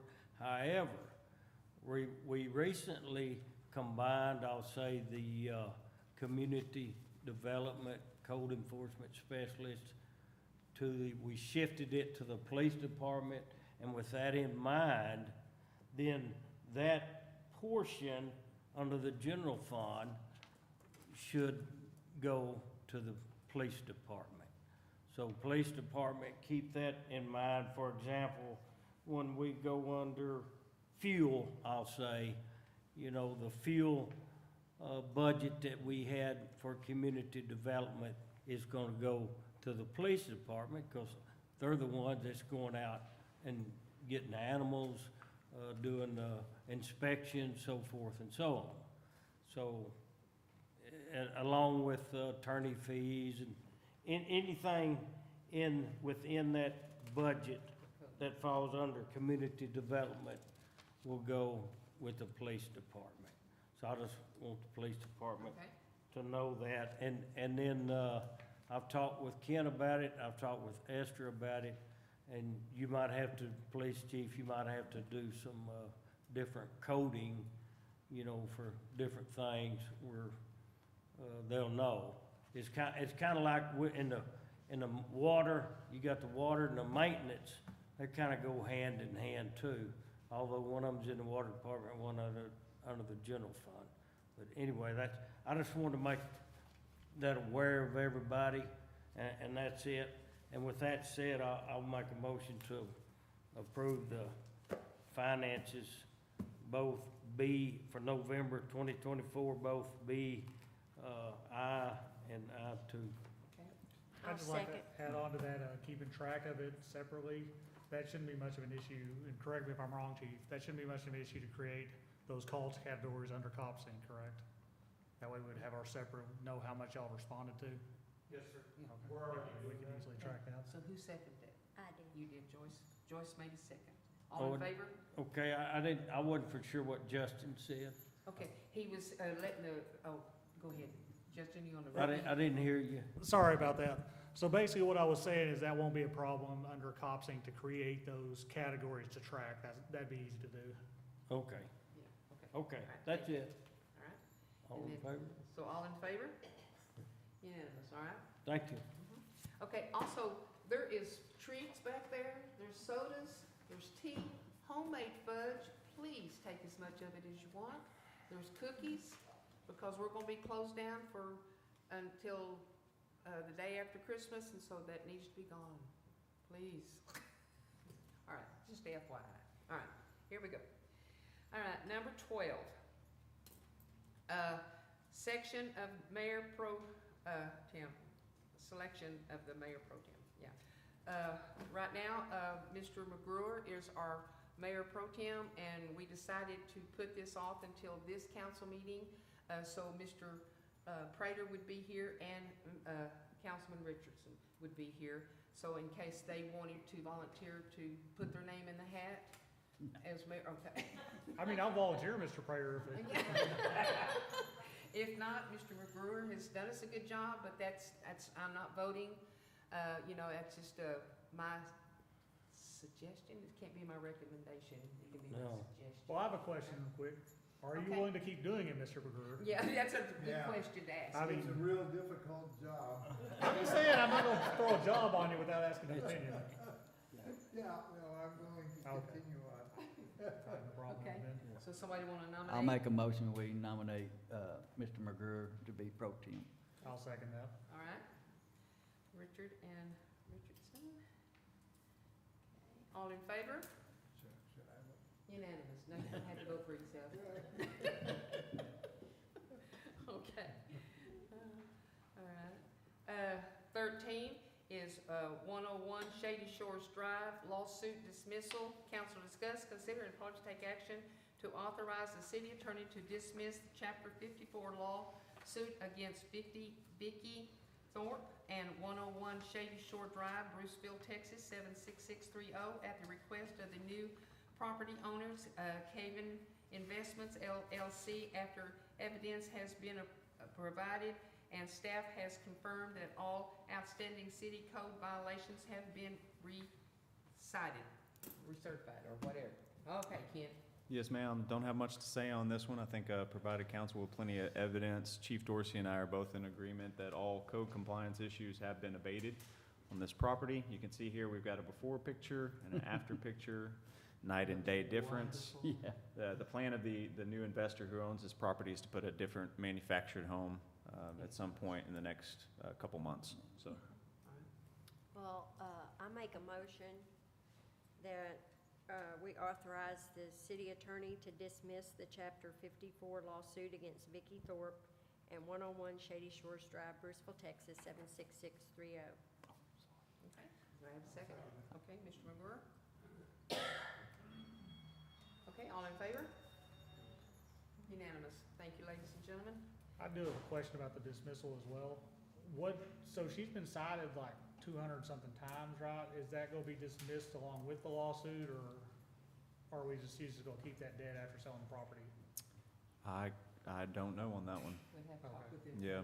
Something to kind of look into. Okay. Yeah. Okay, right now, we are going to kind of go out of numbers here, and we are going to go into executive session. We're gonna go straight on down to number 19. It is 6:49 PM, and our regular city council meeting is closed. And it is 6:49, and we're gonna go into executive session. So people, please eat and drink and be merry while we are gone. Thank you.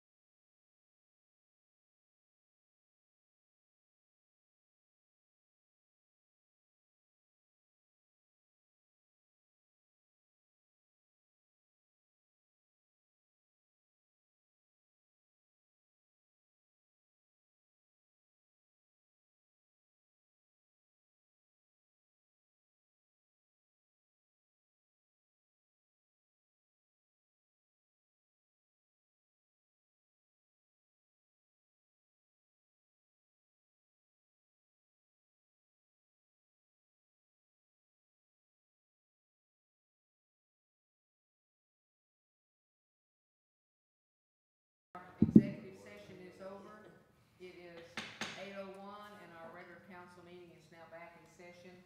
And we just went into executive session, and what we done, on that, it's, let me get my paper turned over here so I can talk. Executive session, it's the city council shall meet in executive session to discuss the following: BRCT, LLC, DBA, Bracklock Construction, Code Section 551.071, Miracle Lane, McLennan County, CAD, property 105264, Section 551.071, Miracle Lane, McLennan CAD, property 105264, Code Section 551.072, Anna Hobbs, Code Section 551.071, and PUC docket number 56750, Section 551.071. And so, okay, Kent, do you want to? We're going to be explaining Anna Hobbs.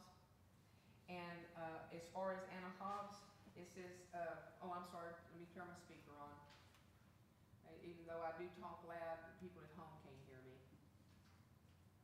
There it comes, okay. On Anna Hobbs, it come to a thing that all citizens on Anna Hobbs is going to be treated equally when it comes to working there in the easement in the alley of Anna Hobbs. So everybody's going to be treated equally on that, no matter what. Okay, and is that about all I needed on that? And then we're just going to make a motion. Right, I'll speak up. Okay. Christina Demers, I'll spell it for you, CHRISTINA DEMIRS.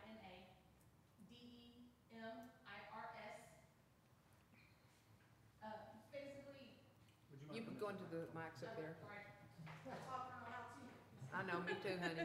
All right, so several easements exist there on Anna Hobbs in several citizens' yards. Some of the easements have certain language in it, and I've explained their obligations. However, essentially, we kind of talked about what y'all feel from y'all's standpoint is the best thing to do for the citizens that are all in that area. So essentially, if you want to move forward with making that type of a policy recommendation on how y'all want to move forward, that's where we are. Yes. Okay. And, all right, so we need a motion on that? Yes. So I'm looking for a motion to be able to treat all citizens on Anna Hobbs the same. And to authorize the city administrator to And treat to all the authorize- easements. Yes, and to authorize the city administrator to continue with this, with all of the citizens Can I just, on Anna Hobbs. can I just clarify for the citizens in case they're missing? I'm sorry. Sorry, can I just clarify like kind of what's being discussed in case somebody's missing? Basically, and If it was discussed in executive. not at all. Okay. This is what we're talking about, like kind of right here. She's talking about by the mayor saying treat all citizens, and thank you. But by the mayor saying treat all citizens equally, basically our legal obligation from the easements was a couple easements specifically said you would replace our fence if it's damaged or removed. But the other easements didn't say that. So it was decided that, hey, we want to treat everybody equally, so even though we're not legally obligated to, we're not gonna do for one and not do for the rest. I just kind of wanted to make that very clear about what she's talking about on that. Yes, thank you. Sorry. Okay, and we need to make I need a motion made. We want to have Kent to be able to go ahead and consider taking care of this, and we want to give Kent the authority to do this. Yeah. Mr. McClure?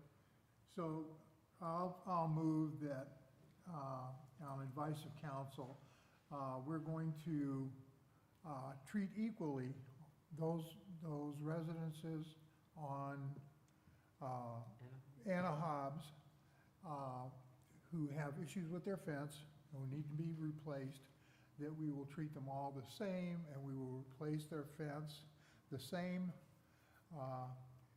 or fixed if it's in disrepair. But that'll be my motion. I'll just leave it at that. I'll second that. Okay. And just point of clarification here before we get into voting.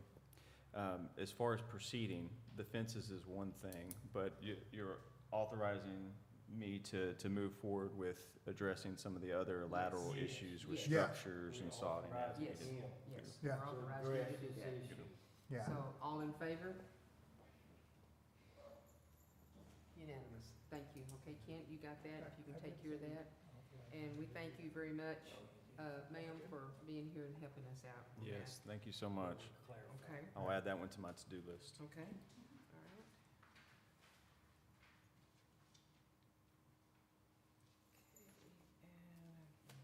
Okay, and here,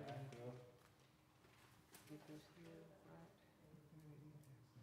14. Okay. Also, on number 13, what I would like to do on number 13, it was brought to our attention that there is some, a thing in there where it says 101 Shady Shores Drive, Bruceville, Texas. It is not Bruceville, Texas. It is Eddy, Texas, 76524, and that will be changed in our minutes. Okay. Okay, guys? Okay, all right, now we're gonna back here and we're gonna go to, right here.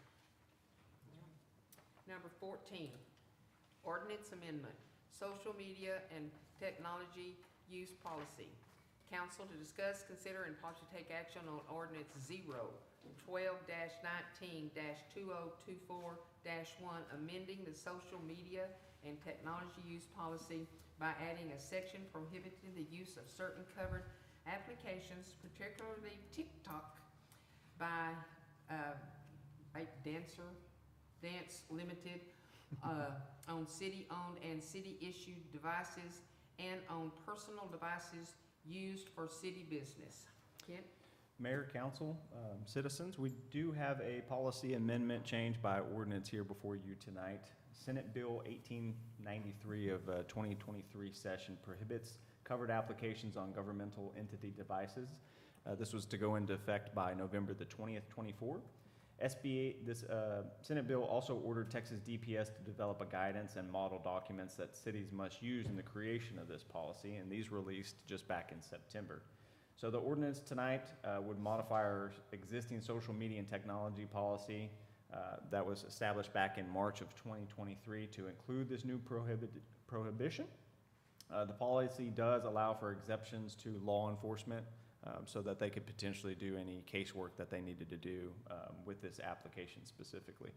This would impact all of our city-issued and leased devices and any personal devices that are used in any way for city use. For example, my cell phone, I use that for both personal and city business. That would be subject to this prohibition as well. So my recommendation on this one is approved. Yes, sir. TikTok's banning, the government's banning TikTok, January 20th. Yeah, so this is kind of mute. The federal government, you mean, on that one? Yeah. Yeah. January 20th, they're banning You're it. abandoning it? Yeah. Good.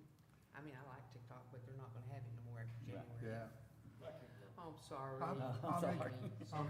I'll make a motion.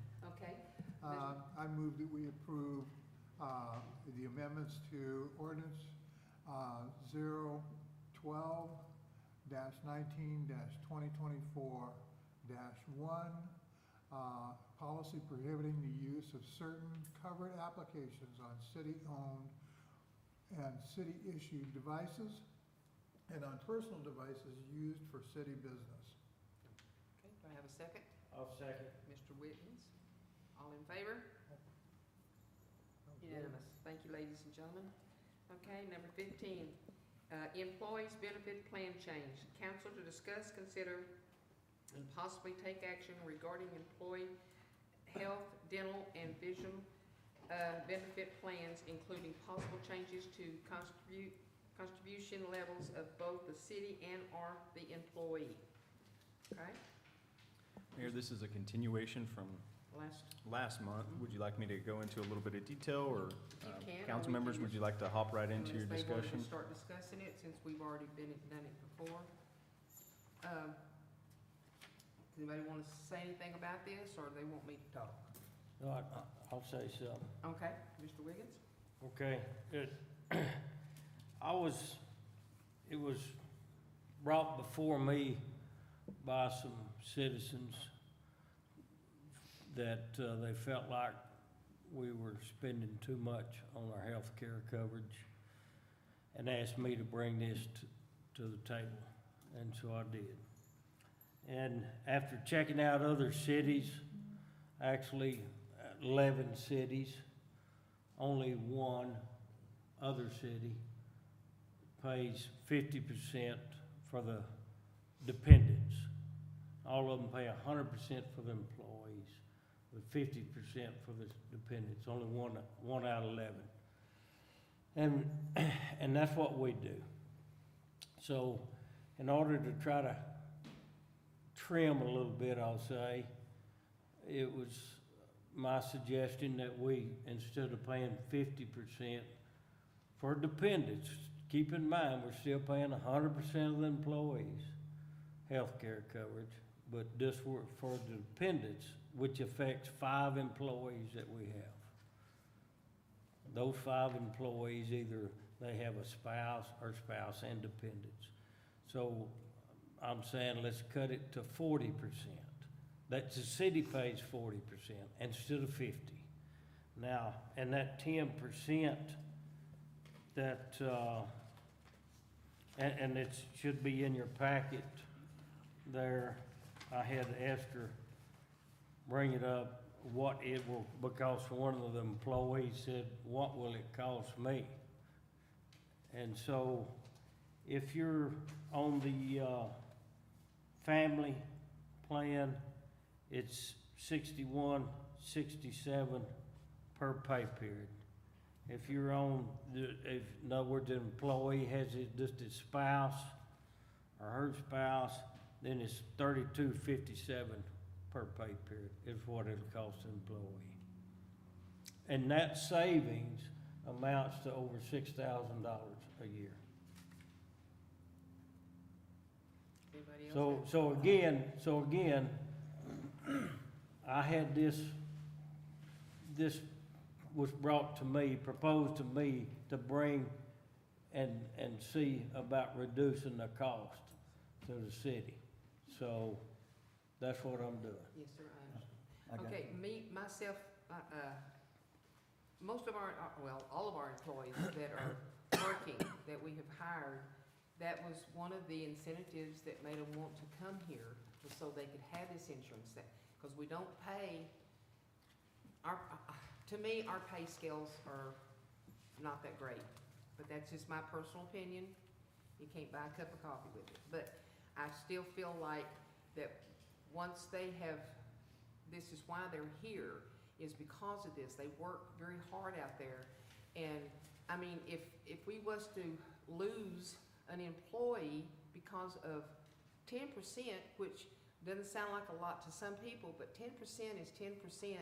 I mean, if everybody that had dependents on insurance left, that I can name them. It would be, they would see on the water department. You would have, I think, Jean. You would have Keelan. You got what's his name, Calvin. You got Kent, the city administrator. All these people, they were hired knowing that our insurance was paying 50%. So now this is just my opinion, as I'm saying, you know. So that's, I'm just putting my 2 cents in. Mr. Prater? Well, I don't agree to taking 10% from these guys.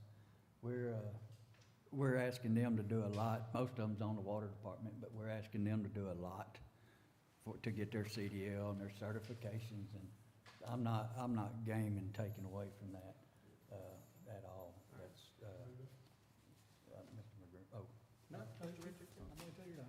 Mr. McGrew. Oh, Mr. McGrew was next, okay. Oh, good, it worked. So, okay, my take on this is when you hire somebody, they come here and work for pay and benefits. It's really, actually for the city, if you're not gonna increase their pay, you increase their benefits, because you're not paying any social security tax or anything like that on a benefit. Okay, so yes, you're talking about taking 10% less or offering 10% less for dependent health care, but it's not an equal balance between that and the Social Security would have paid for an increased benefit. We're in the lower end of the attractive scale on businesses in McLennan, Bell, and Falls County. Maybe not Falls County. Anyway, so we're taking and trying to get people, good quality people, to come to work for us. If we offer less each time we start reviewing salaries, then I think what we're doing is the city a disservice, because we're not gonna get quality people. We're lucky with the people that we've got. Oh, yeah. I don't wanna lose any of them. They're all fantastic workers, and they provide an awesome service to the community. Most of these workers, or a lot of these workers, are working well beyond what the job description requires. Oh, yeah. And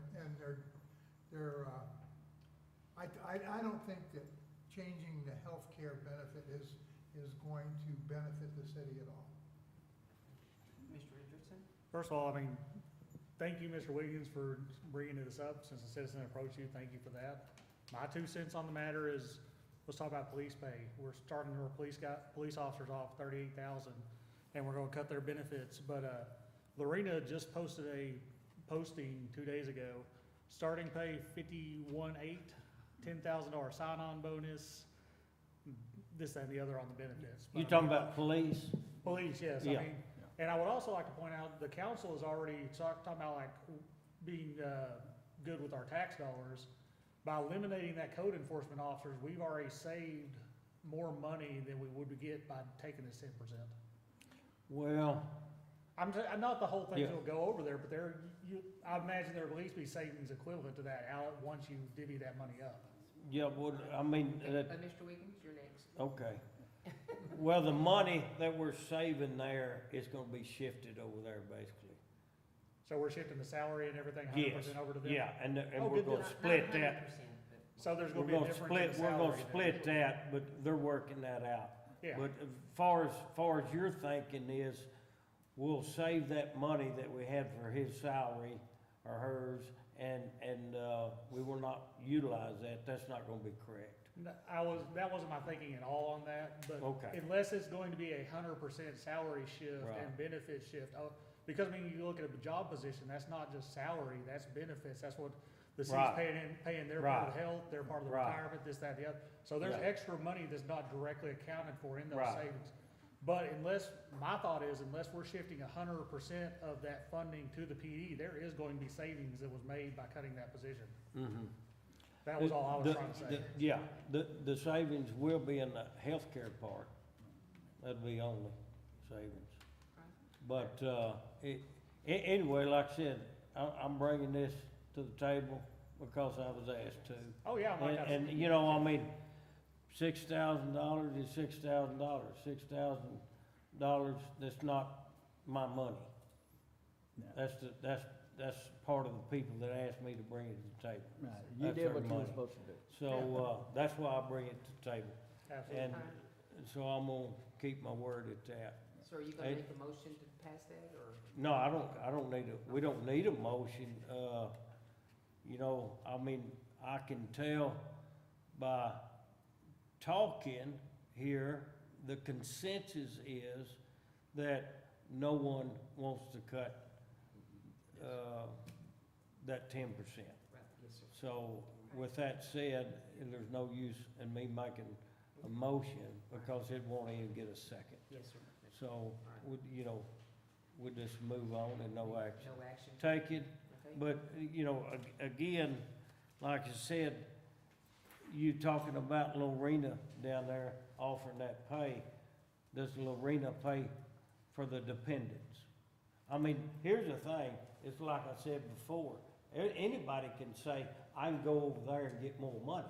But what they don't tell you, Justin, is do you get the same benefits over there as you do here? Do your dependents get paid for over there? And the answer to most of it is no, they do not. All right? Okay, with the exception of dependents pay, I would say it's a very comparable position. But you're Yeah. correct on the 50% to dependents. Yeah, maybe. Yeah. I don't know that, but I mean, based upon the cities that we did, like I said, out of 11 of them, only one paid 50% for dependents. The other ones did not pay anything for dependents, let me say that. Yeah, and that was why, these people wanted me to bring this to the table, Right. Yeah. you know. We appreciate it. Yeah, you Because did- that's, you did that's what you other supposed to do. cities, Yeah. that's other cities. Right. And I've asked our employees, I said, look, would you rather have that, because it's amounts to like, it depends on what it is, if it's just spouse or just employee, it's like nearly $3.90 per hour is it amounts. I said, would you rather have that $3.90 per hour? And maybe on the family, it's nearly $8 an hour more. Would you rather have that or the health insurance? And every one of them said the health insurance, because they can't go out and find Yeah, that policy yeah, that, Yeah, they for that can't- price. they can't. Anyway, that said, I'll let it go. All right, moving right along. There's no action taken on number 15. 16, Employees Handbook Review and Modifications, Certification and Leasing. Council discuss, consider, and vote to take action on amendments to or further clarifications and directions of existing policies relating to employee certification and licensing. Yeah? Mayor, council, this is just a continuation from the workshop. If you'd like to take any formal action or put some more teeth to this.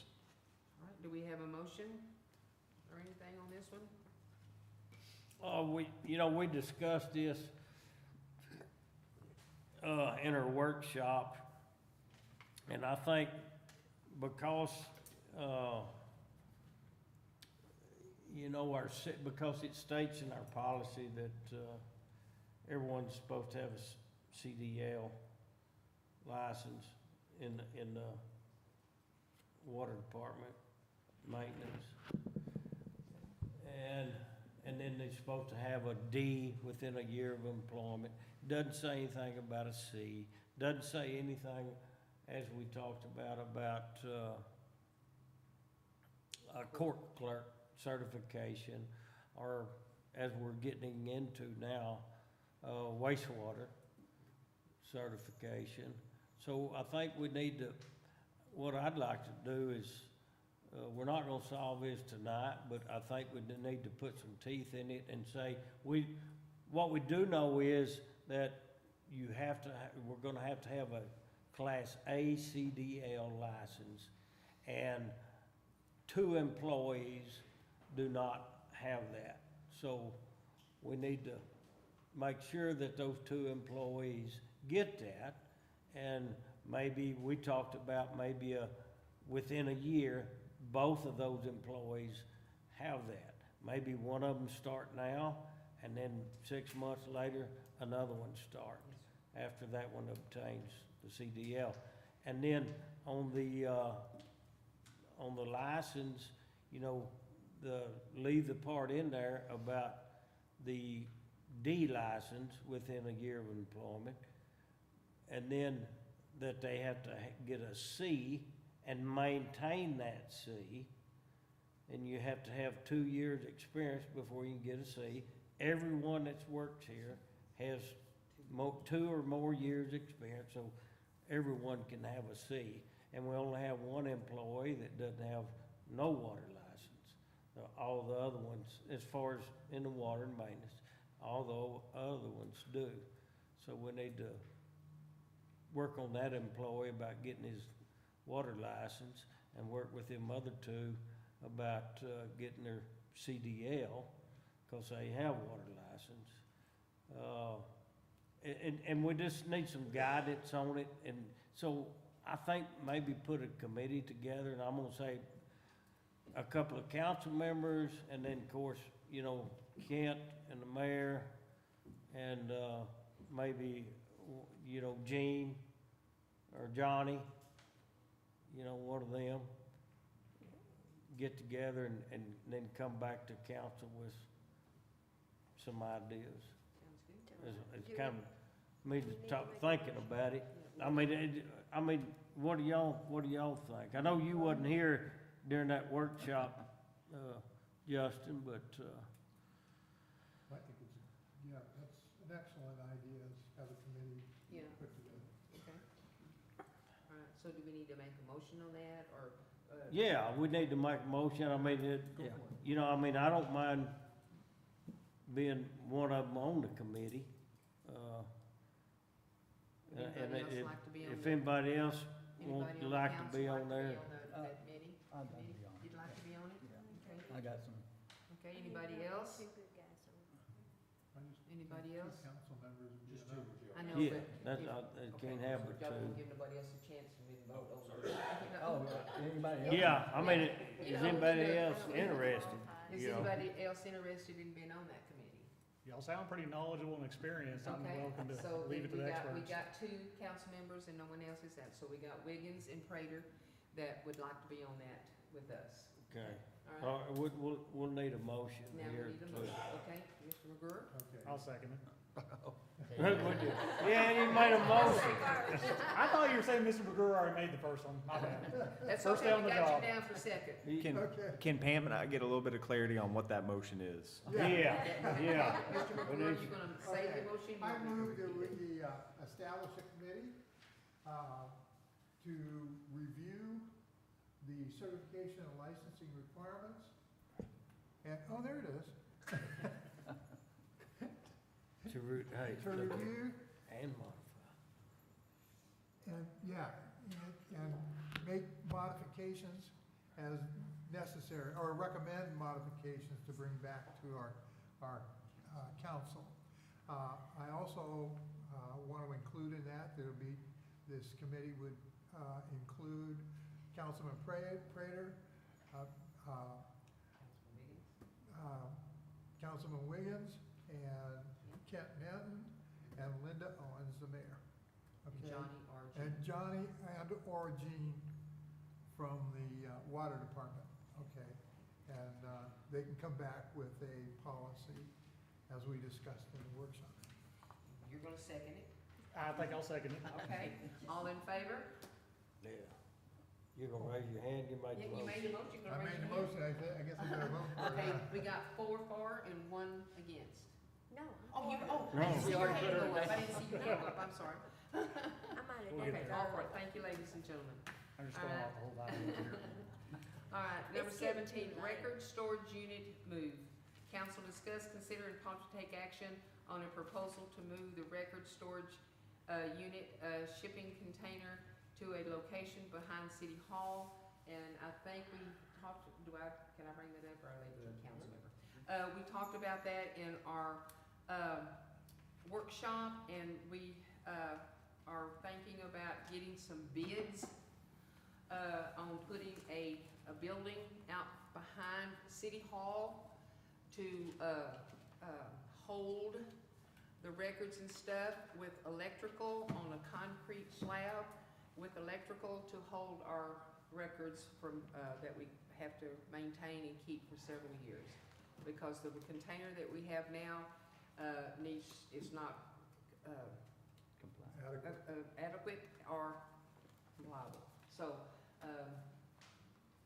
that's what we need to do, we need to make a motion. Yeah, I'll make a motion that we get, authorize the city administrator to research options available for a new storage unit which will accommodate the future as well as the present for storing records, and resolve the issue of our illegal storage containers out. Thank you. I'll second. Okay, Mr. Prater, second that one, okay? All in favor? Thank you, unanimous. Okay, 18, electrical testing and evaluation report, Friendly Oaks Well, McCurry and Associates, INC. Council discuss, consider, and possibly take action on a report from the Inc. in regards to the electrical issues and attendance at the Fenry Oaks well site, approving and recommendation and association cost required to ensure equipment to properly protected and, functioning property. Mayor, council, citizens, this is a report we've been expecting for the last couple months on the Friendly Oaks well. McCree and Associates was able to wrap that up. So it's a very technical report. I'm not sure if you took a chance to look that over, but essentially these are the highlights. There's some long-term recommendations that they're proposing to council. First and foremost, climate control of the VFDs is a good step in the right direction. That isn't currently in progress. Secondly, check the wellhead junction box and then rotate leads. That's a pretty simple procedure that we can get some electrical or some electricians to handle. Adjust the voltage on the VFD. That simply needs to be done by our representative that installed the VFD. The second two, or the second to last here, are a little bit more cost intensive. Adding harmonic filters to the booster pump VFDs will help prevent some of the harmonics from affecting the well site. And then upgrading the surge protection on the maids.